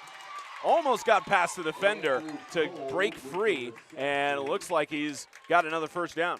Hey, and there's Russell right there, going back to that that little tunnel screen they did earlier. Hey, if it ain't work, if it ain't broke, don't fix it. So, you know, just go back, just dust it off a little bit and run it a few times. Obviously not every play, but go back to your bread and butter. Go to what works. Andrew Cole, 10 catches on the year for 208 yards. He leads the team in receiving touchdowns at 7.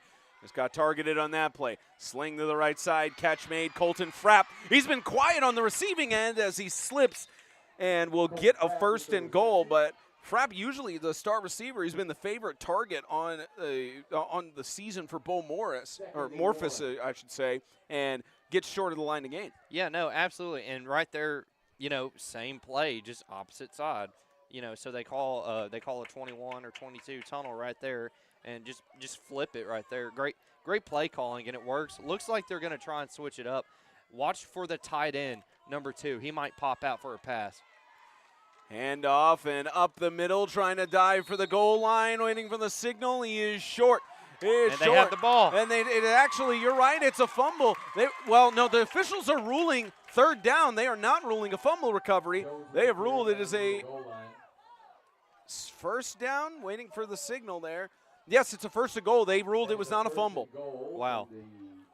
Yeah, because you were saying it at first. A lot of them were celebrating, looking like they recovered it. I guess he was ruled down by contact before the ball came loose. Well, yeah, it just looked like it because he came out of the pile with the ball.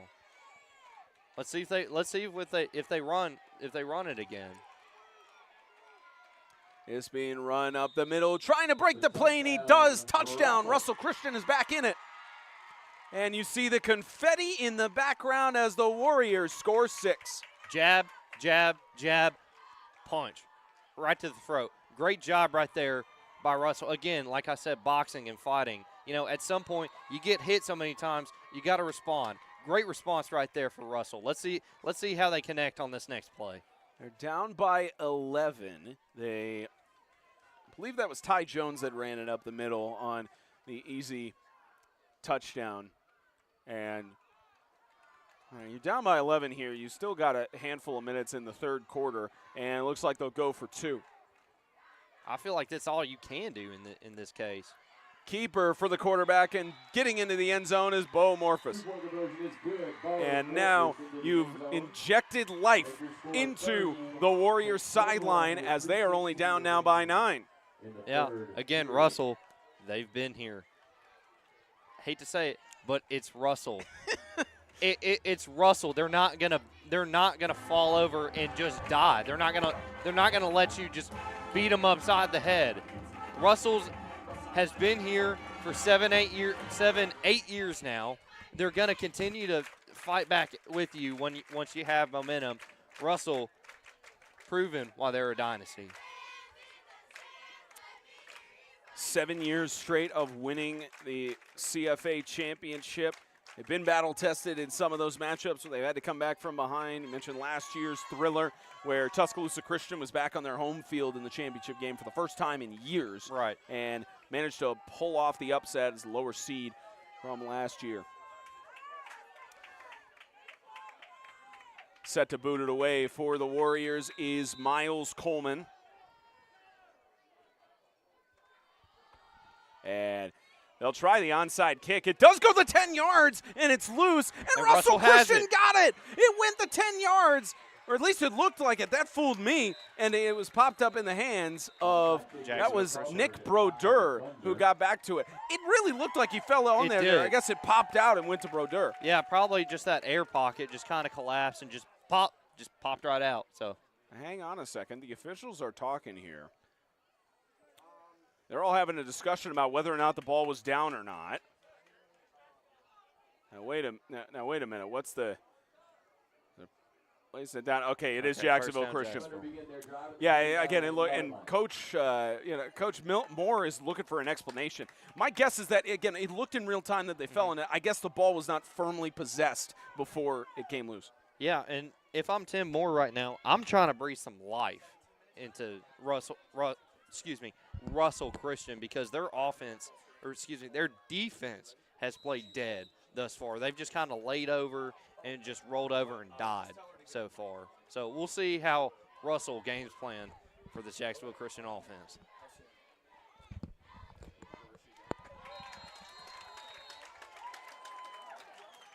And that'll be carried up the middle for a couple of yards there. That was Stallings on the carry, and bring it up on Caleb Stallings, the senior, to make it a 2nd and 6. Let's hand it down to Kate. Let's hand it down to Kate. We have quite the fast-paced game here. It has been a high-scoring game. Let me look. They just scored it as 30-21, and the fans are intense. There are full bleachers, and looking around me, it is surrounding the field. Everyone is lining the fences. The cheerleaders are screaming their hearts out, and it is a high-energy game tonight here. 2nd and 6. There's a toss across the middle. A catch is made. Jesse Ganaway tries to cut inside and tackled down. That was by Brett Gibson, who stopped the play. And they have a flag on the backside, and it does not look like Ganaway is okay. He was immediately clenching his helmet after the tackle, and they do throw a flag. I believe it looked like helmet-to-helmet contact on that play, which they can't make that. They'll have to make that decision on there. And if I'm Russell right now, I'm trying to cling on to anything positive because it's just been, you've been cut through like Swiss cheese pretty much on defense. And it's just, you got to find something to hang your hat on. And they do call a personal foul on there on Russell. And we're down to 2:14 left to go in this 3rd quarter. And Ganaway will head to the sideline and get evaluated. Looks like he's trying to put his helmet back on. For an injury, he has to go out. He has to be out for a play. He's trying to stay in. Yeah, he has to sit out for at least one play. He's talking with the team or everything. Yeah, I think the officials are going to come over and say he's got to sit out for a play because you can't do that. Yeah, no. If I'm coach, I'm sending it out for a couple plays because it looks like he got popped pretty good. By the way, I just want to go back to Kate's sideline report. Very few people can pull off the let me look, sway back, and look stylish on that. That was great. Yeah, that was great. And you could see Coach Miller is trying to fire up his team and get him to potentially seal the deal here. Still plenty of time left, but trying to set the tone and let the Russell Warriors know you're not coming back in this game. One thing I'll say about Jacksonville Christian that's kind of gave them an advantage. They've gotten their fans involved really early, and their fans, I will say, I know it's a state championship game, so everybody's wanting to come, but they've done a great job of traveling. Jacksonville Christian travels very well, and especially on a neutral site game like this, that could be a competitive advantage for your team. It's 2:14 remaining, and yes, they do. Okay, so they do have Ganaway out. He is sitting out at least for one play. He does have his helmet off. And, yeah, in that case with him especially clenching his helmet afterwards, it may have just been that he got the wind knocked out of him. Yeah. But it's still one of those you would certainly want the medical staff to do an evaluation on that, which I think they looked at it and probably just put on there. I guarantee you he got popped and started seeing sparks. Movement for who are they going to call it on? Looked like it was movement on both sides.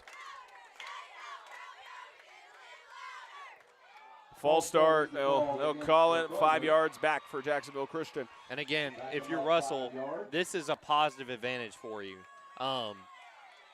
You haven't really done anything defensively this half. Now you have an opportunity for a stop now. Well, on Russell's side, Decker McKenzie has 8 sacks on the year. We haven't called his name that much. So maybe he could get something going. We mostly called Brett Gibson, who's been getting involved in the backfield. And he had 28 total tackles on the year, 19 of them on his own, and gets involved on that tackle for loss. And I mentioned earlier how Jacksonville Christian, they had a great philosophy. All red hats on the ball at one time. Now it's all white caps on the ball at one time. Great defensive philosophy right there for Russell. And they're starting to turn. I know we're in Tuscaloosa. Bad pun coming. They're starting to turn the tide a little bit. Yeah, I think you'll make some of the Bama fans happy on that one. I mean, as someone who does not appreciate puns because of my brother, not so much on my end. About 49 seconds left to go in regulation. As this will be a quarterback keeper to the left side. Noah Lee once again. Noah Lee trying to tiptoe the sideline. It is a 1st and goal. He'll be stopped down at about the 3-yard line. Yeah, great run right there by Noah Lee. And Russell, I know they wanted to go all in on the run, but they're set in 4-5 wide. They send the running back out of motion. Why are you trying to blitz on that? You got to call like a coverage or a man-to-man play right there. And it looks like we got a hold called on Jacksonville. Against the Thunder. And Russell getting bailed out right here. Russell caught a break for sure on this. Again, looks like they had something going defensively. They let off a big play and then holding call. If I'm Tim Moore, I'm saying to my guys, y'all got to capitalize off this.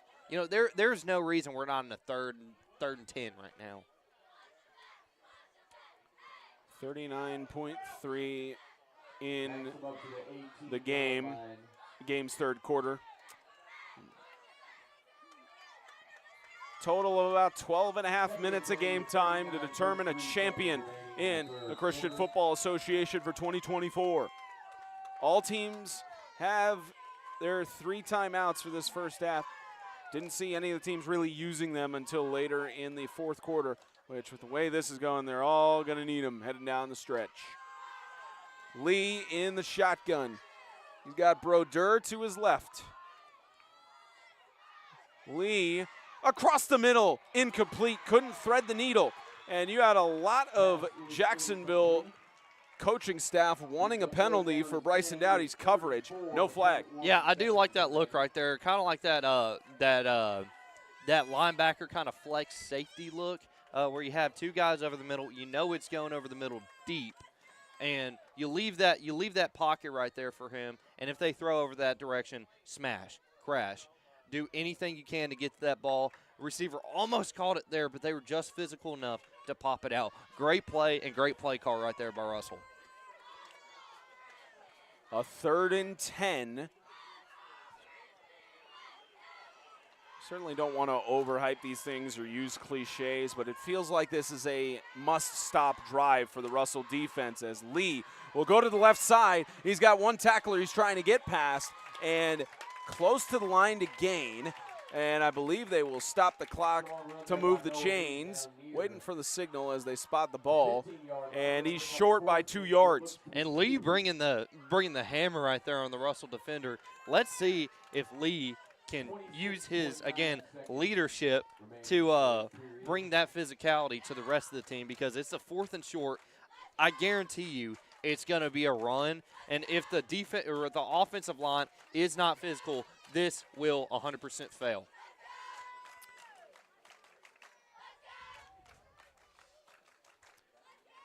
In neutral, there was 1 neutral game on the year for Russell Christian. They were 1-0 on that game. And we've got time called. I believe our first timeout of the 2nd half is going to come from the hands of the Russell Christian Warriors. And they'll get a chance to think it over here with 26 seconds left in the 3rd. Russell Christian in 2022, they graduated 9 seniors the following spring, followed that by 4. This team only has 2 senior leaders in Matthew Woodle and Ty Jones, trying to bring a championship home in their final year. They're junior heavy at 12. And on the opposition, you've got 2 seniors that graduated and 2 the following year in 22 and 23. And now they've got 4 seniors and 7 juniors for the Thunder. A very junior heavy matchup with what we're seeing with these 2 teams. Right, no, yeah, absolutely. A lot of experience on both sides of the ball, especially on Russell. I mean, I don't think if Russell loses, this might be their first graduating class to not have 4 rings since 2017 or 20. I can't do that math in my head right now. If it's 7 straight years, you go 23 minus 7, that is 2016. Yeah, 2016. Or no, I was thinking class with 4 rings in general. That's a lot of rings. Yeah. And a keeper up the middle to go for the first down. Did they stop him short? You got a lot of people cheering saying they didn't. And I believe he is short of the first down, and Russell gets the stop they needed. He's short by a mile. I'm 100% convinced. That is Russell's ball. Yep, and that's what they rule. Russell Christian gets the stop they need with 22.4 remaining in the third. Chance for them to make this a one-possession game. You have to drive the length of the field, which has been done pretty much the entire game. I think we've only seen 2 punts. Not even that, maybe 1 punt throughout the whole game. James would be upset at that. Yeah. He'd be happy with the PAT, but he'd be upset at the 1 punt. One punt, yeah. Me personally, I'm fine with this kind of game because we've had a surplus of both offense and defense. This is a carry up the middle or carry to the left side. Ty Jones trying to break free of the tackler, Jesse Ganaway. Good to see him back in the game. Ty Jones will go and will move the chains for first down. To roll. Well, they not until they set the chains for the first down. Oh, okay, so this is pretty much essentially the fourth quarter. They'll swap sides of the field. And waiting for the signal for them to start the clock. They're making sure they get in position. I guess they ruled him out of bounds because they're not rolling the clock. 13 seconds remaining in this third quarter.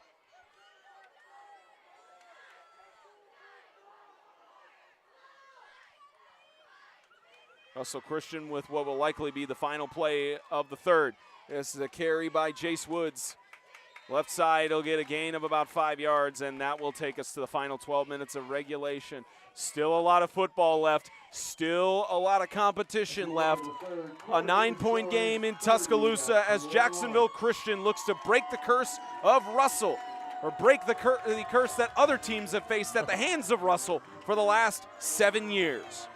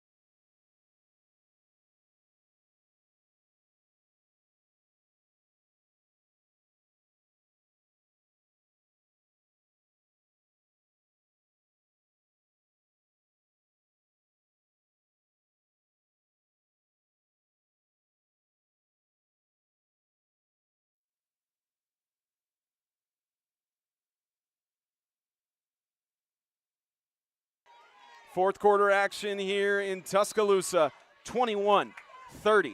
Russell Christian driving on a 2nd and 4. Direct snap to Jones as he gets down to about the 26. Across the 30-yard line. And to give you an update on the Southeastern Extreme Conference semis, the Cowboys just scored another rushing touchdown. Jonathan Collins gets in 56-28. They lead over the Christian Community Colts, who lost 2 offensive linemen through practice this week or from the last game. So they are certainly showing their struggles on the offensive side. And the Tennessee Heat leading by 4 against South Haven Christian in Springfield. And the Patriots lost their running back earlier this week as well with practice, either practice or the competition last week. So they're having their struggles too. 1st and 10, Russell Christian trying to overcome the struggles they've had. They had 1 lead throughout this game. And Jace Woods trying to cut through, will get a gain of a couple yards to bring up 2nd and 7.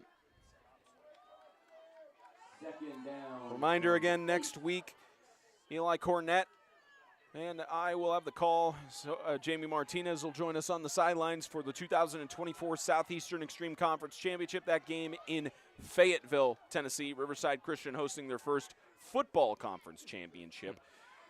First time in a while, or at least first time ever on the varsity level. So it'll be a lot of fun in Fayetteville.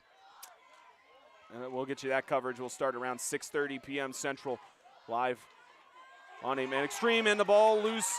A good recovery by Ty Jones to keep that from being recovered by the Jacksonville defense. But it does bring it back to where they started after getting another set of downs, 3rd and 10. Yeah, close call right there by Russell Christian.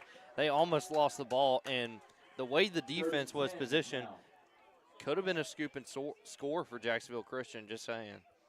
But great job by Jones to fall on it there and just, keep the drive alive.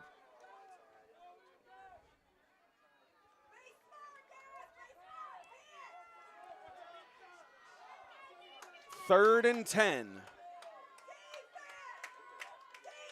And this is a loose ball on the snap, and it's fallen on Jace Woods with great awareness again, but now you've got a 4th and 10, and I know you've got 2 timeouts, but this is probably one of those situations you have to punt it without deep yard in your own territory, Right, but yeah. they're going to burn their 2nd timeout. And see, this is kind of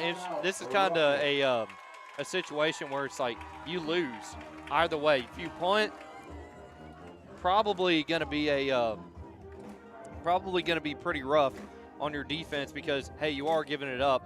But if you're running it and trying to move it downfield to put your defense in better position, it may go for a negative play or one that only results in 2 or 3 yards. So either way, it puts your defense into a bind. Let's go down to Cade on the sideline.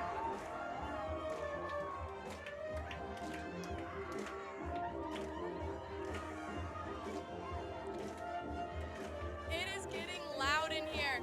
While the Thunder may have had some early dominance going on, the Warriors have really come back to show some dominance. It is now a 1-score game, and we are really just getting heated up for this 4th quarter. You're right, it's a loud environment, and we're usually Russell Christian as the number 1 seed. Their fans are here on the home side, and we get to hear a lot of their intensity, but Jacksonville Christian showed up, and even with Russell Christian, even with them being in Meridian, Mississippi, they still come over here and they show up for the competition. Yeah, no, Russell was kind of playing this as an annual trip, for their program. Annual trip that's resulted in an annual trip and Jacksonville calls a timeout, their first of the 2nd half. But you're right about this whole thing of the annual trip where they play. And we've talked about this, the Florida tournament coming up for the NHSA. Russell Christian went in 2017, lost to Christian Community. They have never gone back since. Right. And I think a Russell Christian team like this, or even Jacksonville Christian, either of these teams going down to Florida, you talk about great competition you would see down in Vernon. So that kind of brings up the question, Spence. Do you think Jacksonville Christian would want to, not only defend their title as, the best team in Alabama, in their conference, but to challenge other conference champions to that? Do you think they do it? Yeah, it's one of those. Maybe I'll ask. Maybe if I get to talk with Coach Tommy Miller after the game, that question will be asked. Maybe we could read a little bit more. I tell you, you always hope that there's more teams that go down to Florida as conference champions and try to win a national championship for their respective program, but you got to win this one first. Sling to the right side. There's a catch from Andrew Cole, who's got space. Andrew Cole, one play to change the pendulum of the game.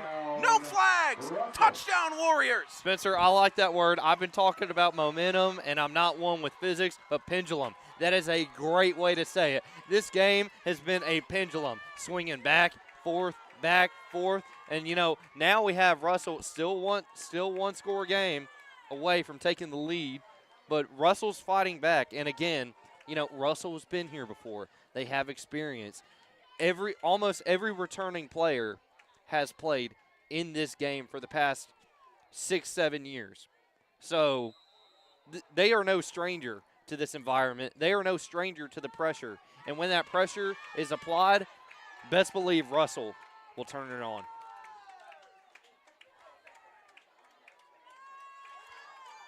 Two-point conversion attempt to make it a one-point game, trying to go up the middle for this one, and they will be stopped at the line of scrimmage. No good. 9:41 remaining in this 4th quarter. We are shaping up for a good conclusion finish with however this goes, my friend. In this ball game.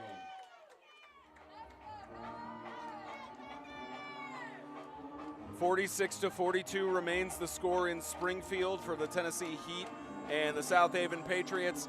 58-28 is also the score remaining out in Huntsville as the Christian Community Colts continue to struggle. They're struggling, and again, they're out 2 offensive linemen, so a lot of rough situation there, and the Freedom Cowboys, as usually good as they are, looking like we're going to have the 3rd straight year of Freedom and the Heat in the SEAC championship game, unless there's a miracle from the Colts, or if South Haven can make a stand. Yeah, is South Haven, how much time is in that game? We don't have time on the scores kept here by Max Preps, but right now it just says it's still technically live, 46-42. So I meant to ask James this, but I guess I never did. What game is James at? That's a great question. Probably South Haven. Probably Right. South Haven Heat. He's closer to that, isn't he? Yeah. Yeah, at least there's the air from Huntsville. Because if he's going to Huntsville, he might as well come down here. And we've got a stoppage. Russell Christian was trying an onside kick, and I believe it was offsides. Spence, how far is Huntsville from here? Hey, look, I want to say 2.5 hours. 2.5. If my geography is right. Let's see, the 117 miles. So, yeah, offside called on the kicking team. 2 hours and 7 minutes from where we are right now. At least Huntsville. Now, I think it's McGuckin Park, if I'm not mistaken. Yes, McGuckin, yeah. Yep, in Huntsville off of Bailey Cove Road. That game is going on, and of course now my cell connection decides not to work. 2 hours and 9 minutes.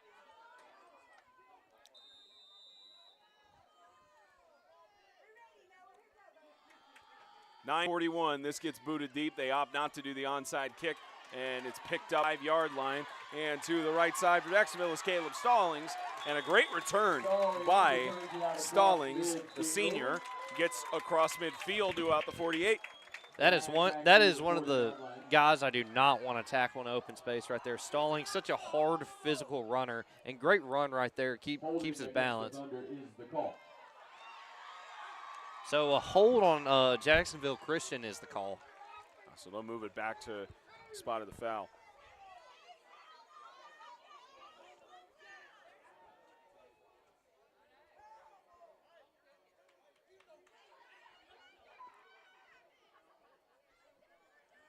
And they'll move it back at the 39-yard line.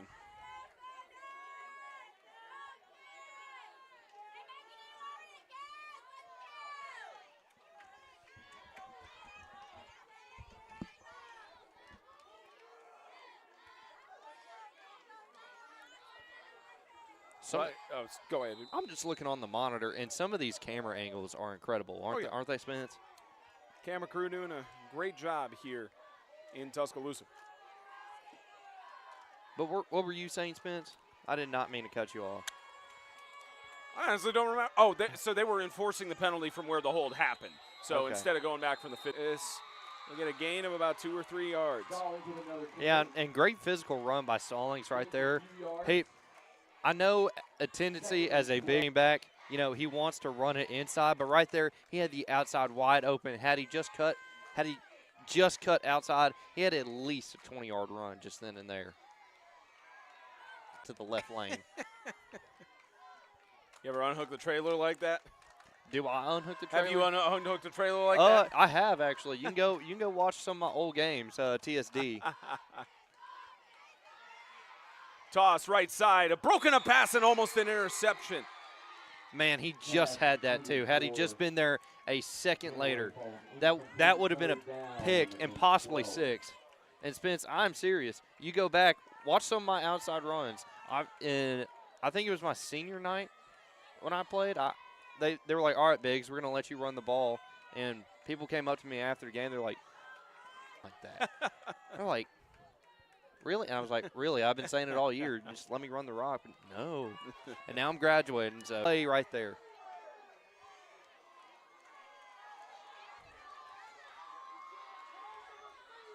Both teams, I will say this, play calling wise and from a coaching perspective, they're bag when it comes to play calling.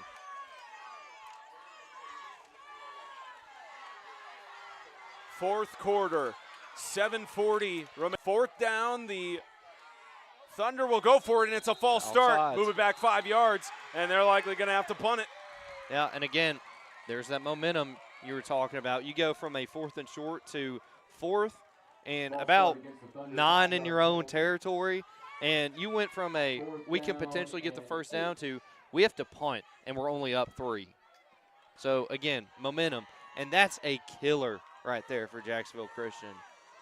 And, Russell, they've been in this situation before. Obviously, I feel like, you know, we've seen last year, but to the viewers of our audience, we encourage you to go watch the game last year and watch that ending after this is over, of course, to fully understand, you know, the in-depth complexity of Russell in the CFA championship. Almost a blocked punt. This is a low one that bounces back, and it's a keeper trying to go. That was a keeper from Russell Christian's Bo Morphus. He was a sophomore starting quarterback, and the incredible skills that he's had throughout the year. Talked about his high quarterback rating, and how he's been good on the ground as well. Yeah, great play right there. We call that the elephant option in the sense that, you know, you have the running back go out, that's the trunk. Great job right there by Morphus to read the line. That's a senior level play by a sergeant, and great awareness and great run right there by Morphus.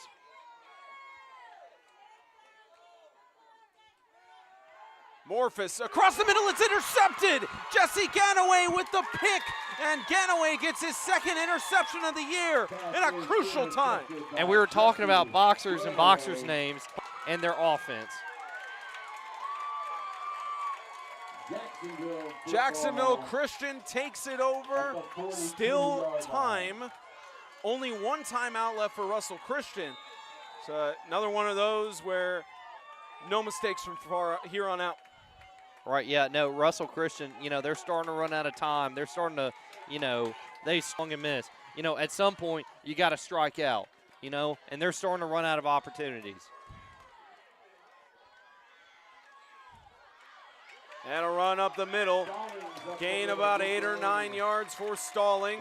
We get a gain of 8 to the 35. Yeah, and Jacksonville Christian right now, they're just wanting to milk that clock out. They're not wanting, obviously they didn't play in this game last year, but I feel like they saw what happened last year, and they do not want a repeat of that where you go down, you score, but you give Russell enough time to respond. So they're just slowly trying to grind this thing out and hopefully come out with a W.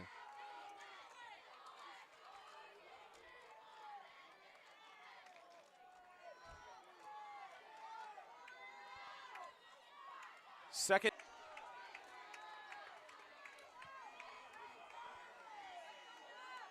An option on a scramble and brought down for a sack.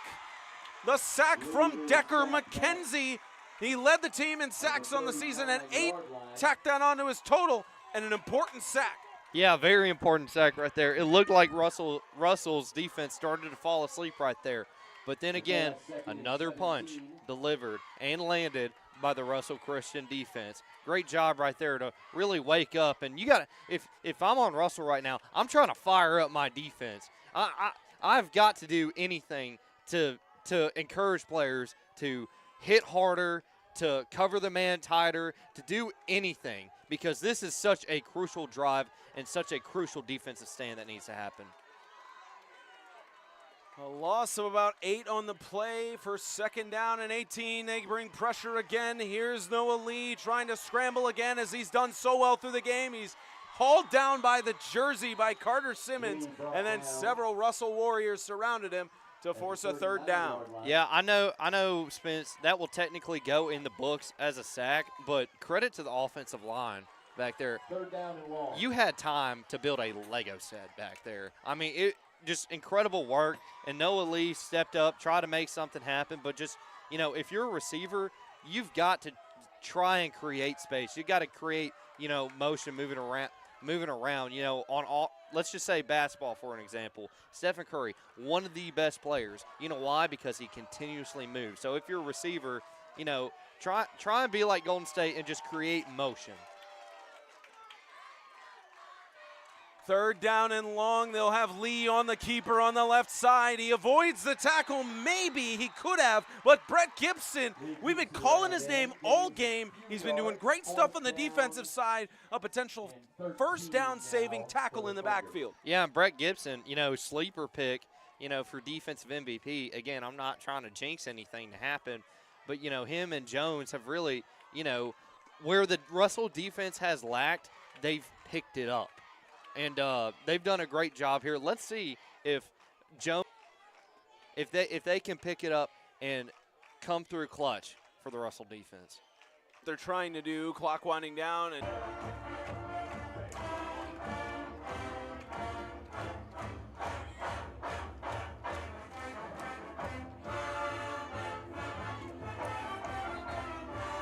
you love the environment of high school football. Nothing like it. Nothing quite like it, Spence. Nothing quite like it. Chance for the teams to regroup and get their composure. Punt. They've got Noah Lee lined up back there. And they've got the right side. There's Lee trying to get the first down. He's not going to get there.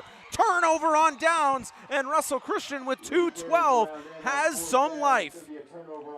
Spence, what I tell you, It's Russell.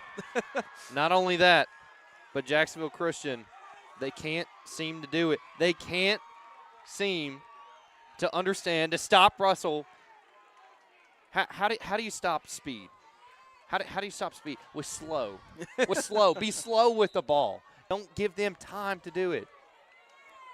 One day they'll learn. One day maybe.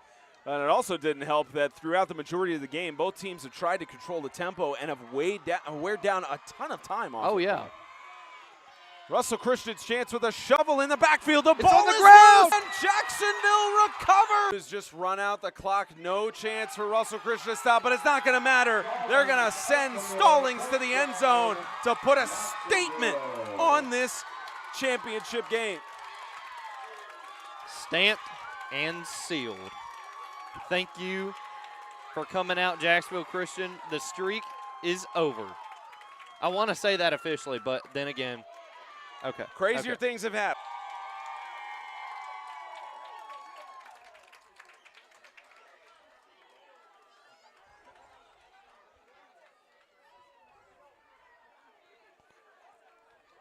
It has been a back and forth matchup, and we are close to that.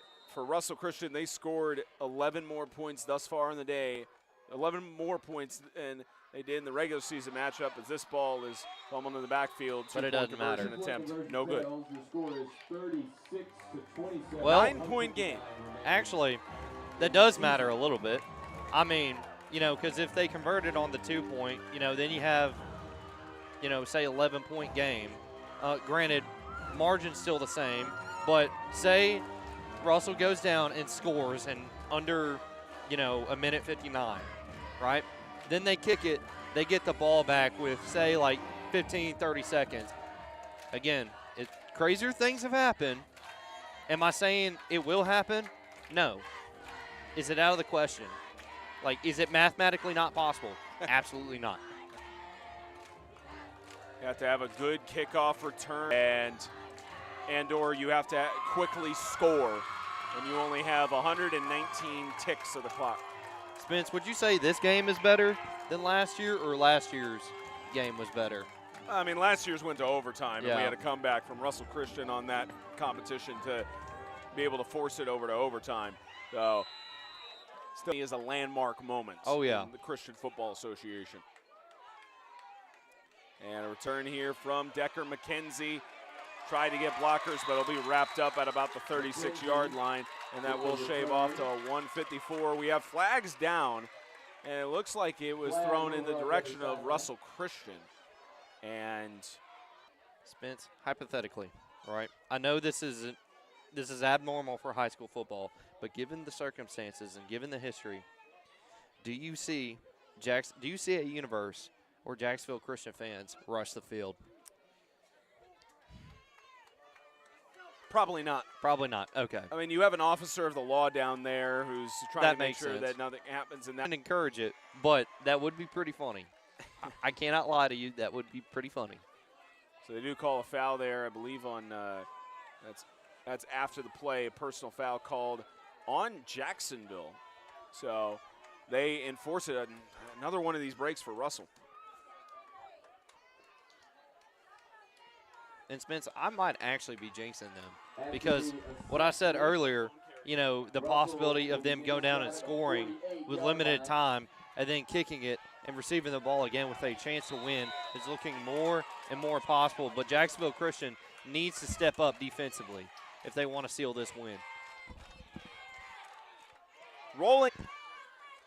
Spence, regardless of the score, regardless of the outcome, we are witnessing history. Yeah, again, an incompletion for Ty Jones there, for those of you who just missed that connection. And we've got a 4th down and long. This is the very much the last play for Russell Christian to have any sort of life.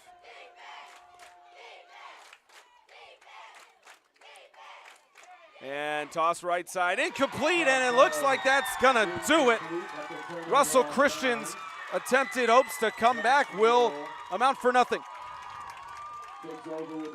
And we've talked about it all game, Eli, how challenging it is in high school football to win 7 years straight in the same conference. Almost was broken last year in their game against Tuscaloosa Christian. They had to force overtime and just had more gas at the end to get through Tuscaloosa Christian. Spence, I'm going to get a shot of this, but look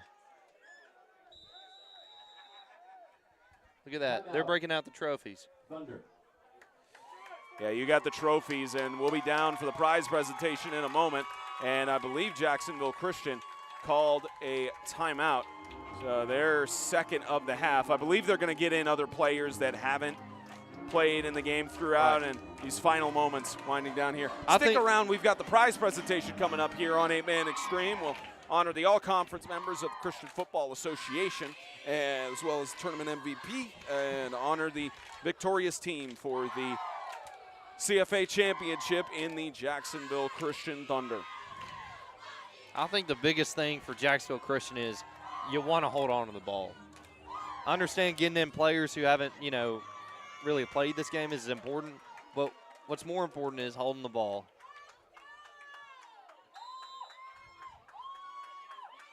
And one more knee down should do it. And you think about how in the regular season, how it's so hard to beat a team twice, and Russell Christian tried. They tried to put forth their effort as we got another timeout here. Oh, I guess they had one more timeout, or one more timeout too. I guess I miscounted the timeouts for Russell Christian because they just called another one with 52 seconds left. But you think it's hard to beat a team twice, hard to, especially in a playoff scenario where you're on the final stretch. But this was one of those games where you just didn't know how this was going to finish. You didn't know how it was going to go to the final game, especially because Russell Christian, they kicked an extra point to start it in the game. So they had a kicker that within 3, they could have put themselves in a position to tie it. Oh, yeah, no, absolutely. And every time they scored, you know, they scored, you know, once with the PAT. It was good. It kind of makes me think, like, why not take the free point, or why not take the quote-unquote free points? I know not every kicker is, you know, dead accurate, but, you know, it's just kind of interesting to think about that. I believe that is the final timeout that they can use. And it'll just be a knee down, and he'll start running it out. One more chance here. And you think about all of the hugs already, the players celebrating the exciting moment, and starting to feel real here on the Jacksonville Christian side of the fan base. And the final knee down. This is the city where legends are made, and the legend of the Thunder is official. 36-27 for the first time since 2016. The Christian Football Association has a new champion, and it is the Jacksonville Christian Academy Thunder.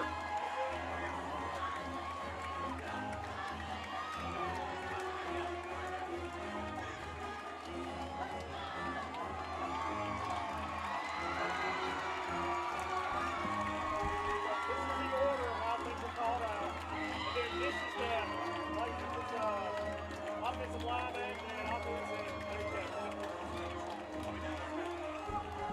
36-27, moments like this, you don't see that often. And you think about the legacy Russell Christian left behind when Anthony Braddock was their coach for so many years, and the challenge Tim Moore had to step up and take the reins, and they did last year, and to get them back to this point, even with the amount of seniors they've graduated, something special to witness. Yeah, no, absolutely. And you think about, you know, the story that Russell left on this conference, and it's a great one. But that chapter is closed tonight, and you get excited for the next one because you got Lee, who's coming back next year. He's already been here before this year, and then this year he capitalizes in his junior year. Can he repeat? You know, that's an interesting story. Can Tuscaloosa come back? Will Russell Christian be in it again?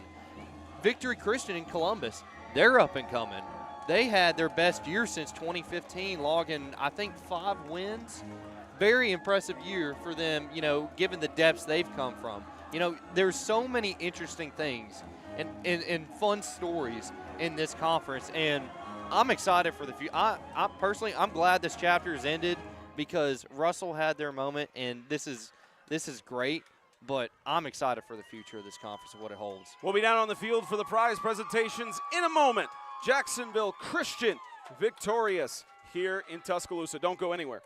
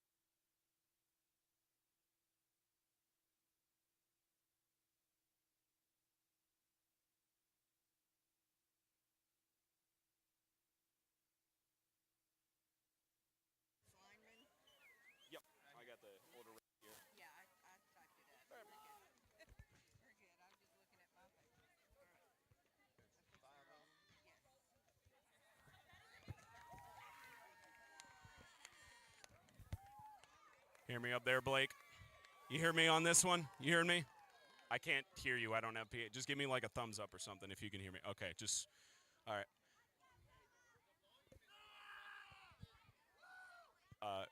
Here, you said the volume is good on the, okay. Just turn it up a little bit, I guess.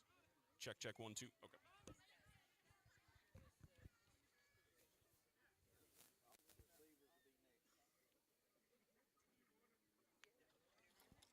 Well, ladies and gentlemen, we said on the broadcast, this is the city where legends are made. The legend has been made for this championship game. Wouldn't you agree?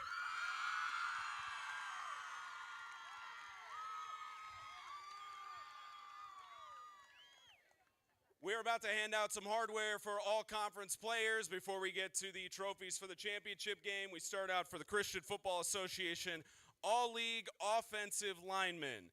From Tuscaloosa Christian, number 18, Logan Dockery.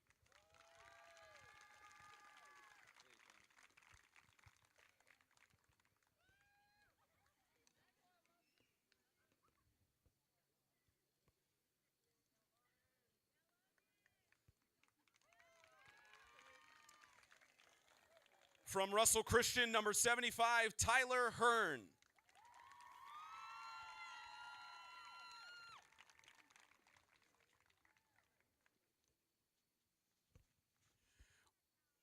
Also from Russell Christian, number 5, Joey Burns.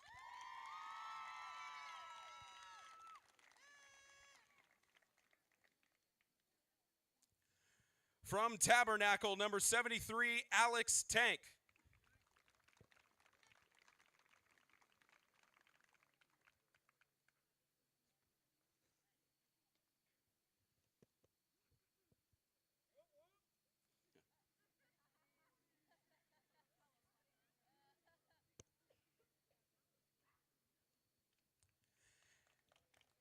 And from Jacksonville Christian, number 78, Preston Straughter.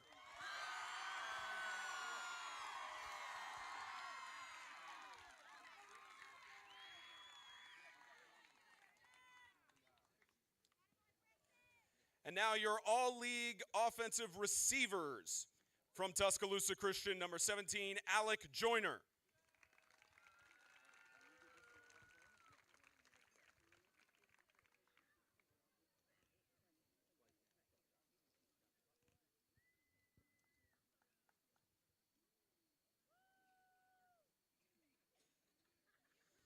From Clay County, number 11, Cohen McDonald.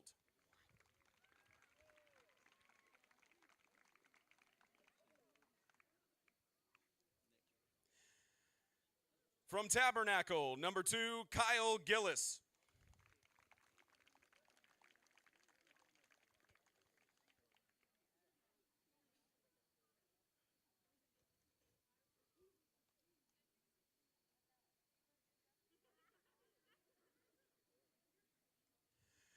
From Victory, number 8, Evan Edwards.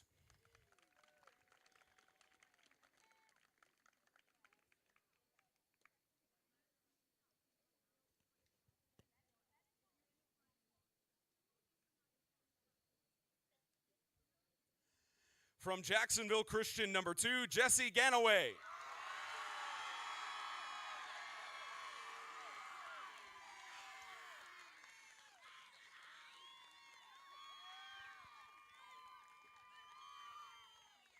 And also from Jacksonville Christian, number 1, Bryson Dowdy.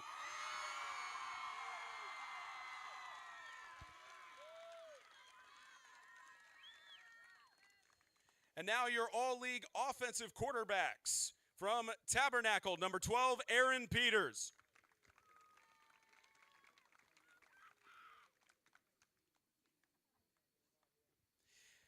And from Jacksonville Christian, number 11, Noah Lee.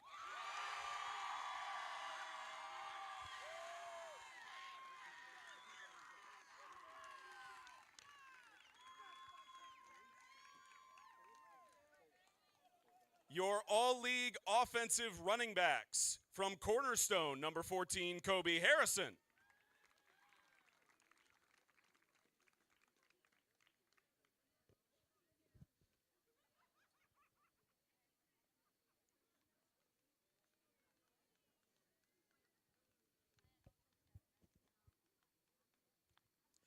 From Tuscaloosa Christian, number 3, Jackson Harris.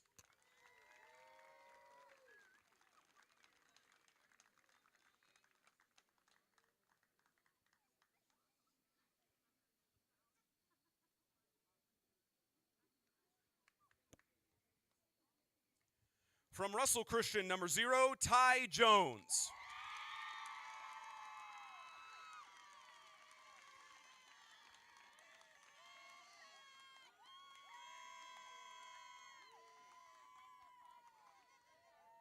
And from Jacksonville Christian, number 4, Caleb Stallings.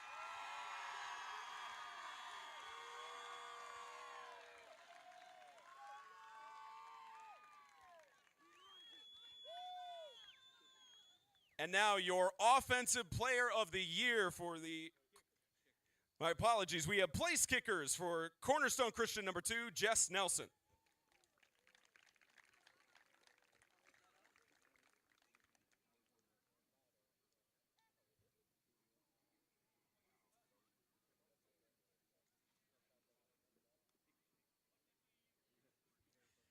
And from Russell Christian, number 15, Miles Coleman.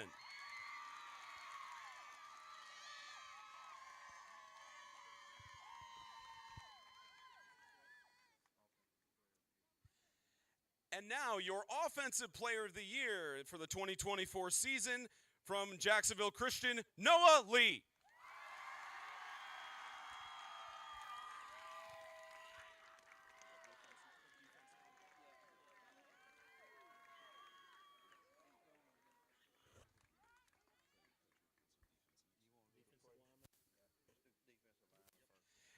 And now your All-League Defensive Lineman from Tabernacle, number 73, Alex Tank.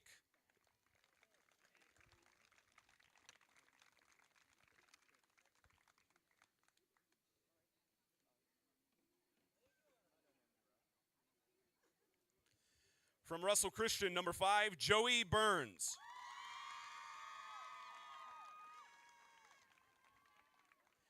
Also from Russell Christian, number 77, Brogan Null.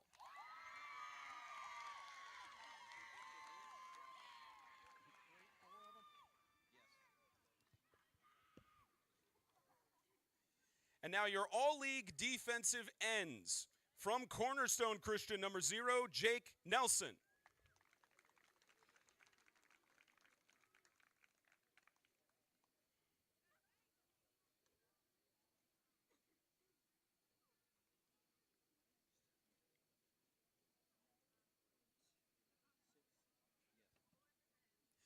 From Russell Christian, number 2, Decker McKenzie.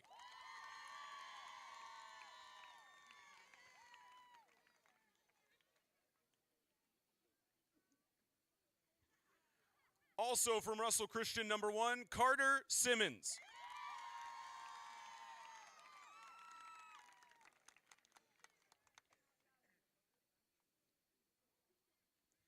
And from Jacksonville Christian, number 32, Moses Everett.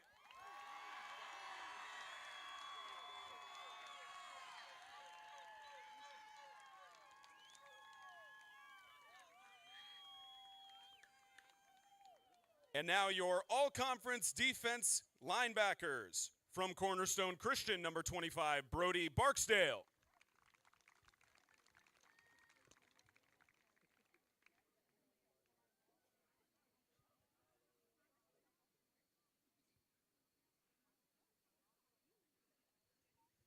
From Victory Christian, number 4, Mason Hudson.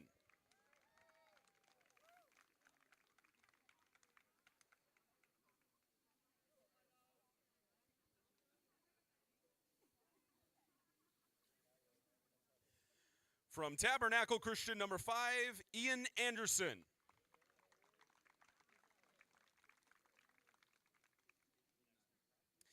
And from Tuscaloosa Christian, number 23, Aiden Smitherman, my apologies.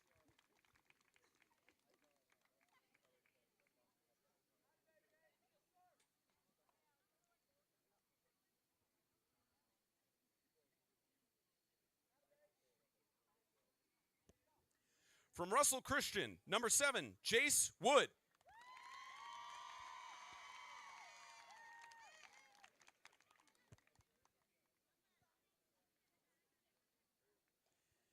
And from Jacksonville Christian, number 48, Nick Broder.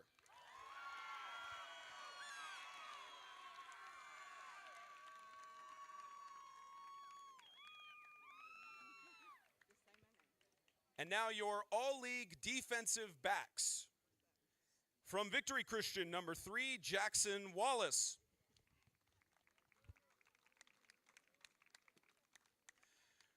From Cornerstone Christian, number 2, Jess Nelson.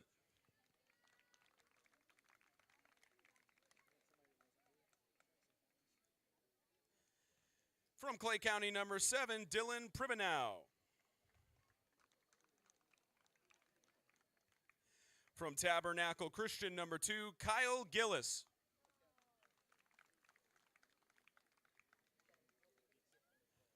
From Tuscaloosa Christian, number 1, Michael Carter.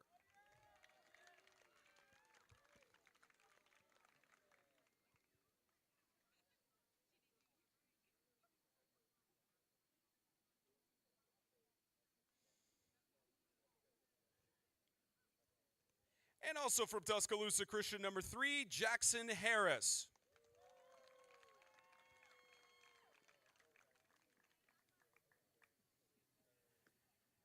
And from Jacksonville Christian, number 2, Jesse Ganaway.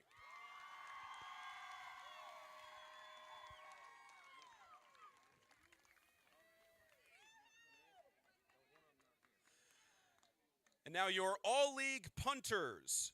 From Cornerstone Christian, number 0, Jake Nelson.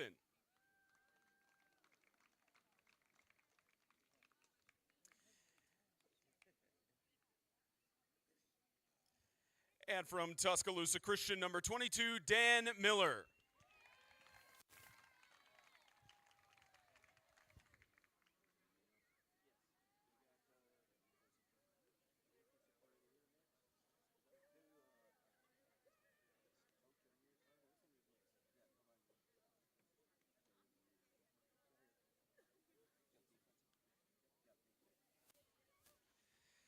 And now your Defensive Player of the Year for 2024 from Cornerstone Christian, number 25, Brody Barksdale.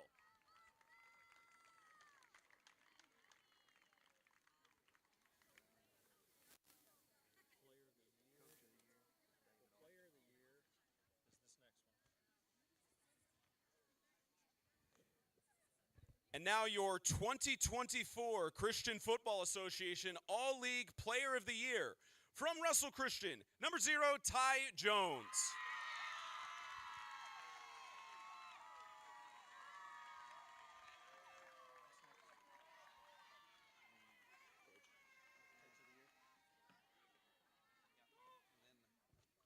Your 2024 CFA Coach of the Year. From Tuscaloosa Christian, David Arsenal.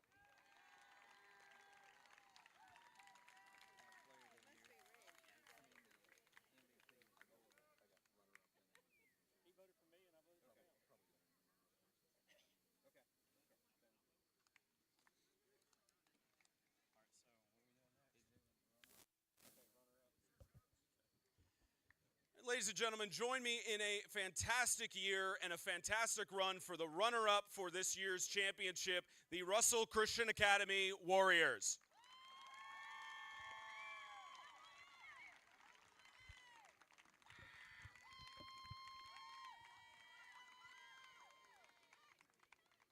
And also one more time for your all-conference players, defense, offense.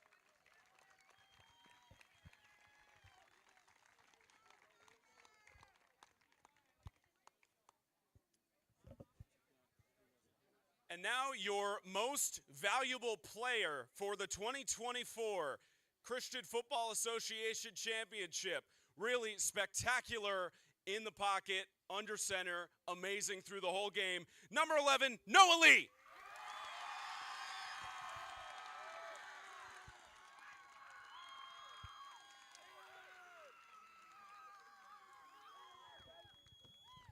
And now it is my honor to present you the first new champion for the Christian Football Association since 2016, the Jacksonville Christian Academy Thunder.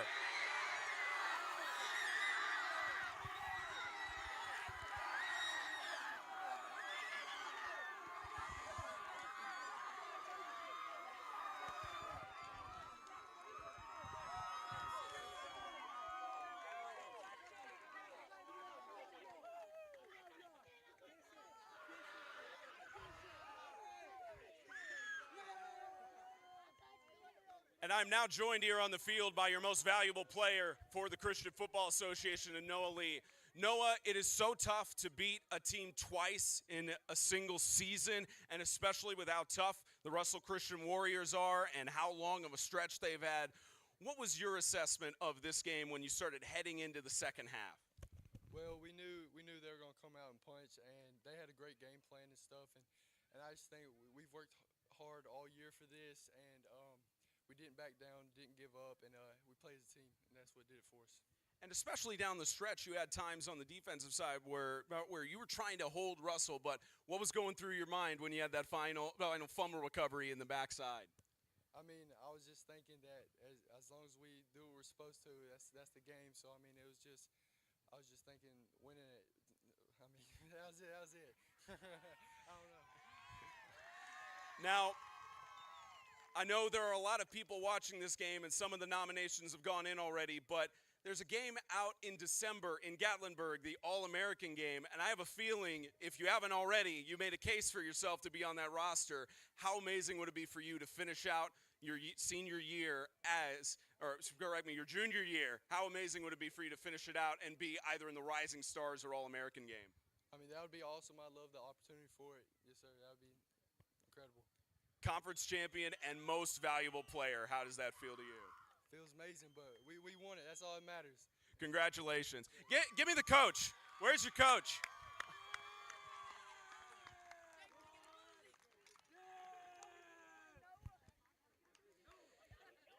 You know, Coach, we talked about how Russell Christian had such a dominant run in this championship, and a couple of years ago, I know this is just your second season, but I know these players felt a couple of years ago that loss in the championship on this very field to Russell Christian.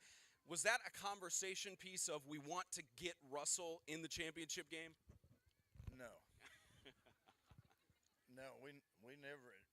I mean, that game 2 years ago, we left here hurting, but it wasn't anything with that game. We just wanted to win the whole thing. We talked about that from the beginning of the season, and we felt like we were. We felt like we were the best team, but we knew we had to overcome a lot of things. So we were ready to go.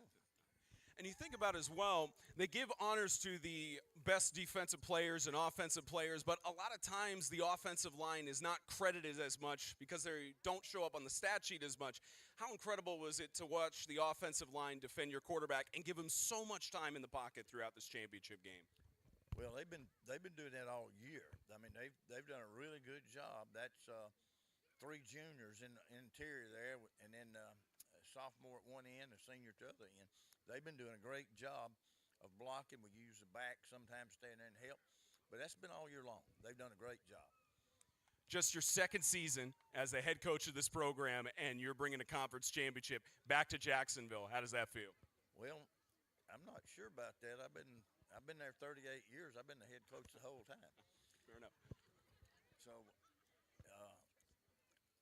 yeah, I think I missed what you're asking me. Well, in terms of bringing a championship back to Jacksonville Christian, you know, for so many years it's been with the Warriors who have had a stranglehold on it. Yeah. How does it feel to bring a trophy back to Jacksonville? Oh, it feels good, and it doesn't matter, you know, who it was. It wouldn't matter who it was. Russell's had it a long time, and that is a lot of dominance. So that does mean a lot to be the team that finally wins one besides them. Congratulations, Coach. Your 2024 CFA champions, the Jacksonville Christian Academy Thunder.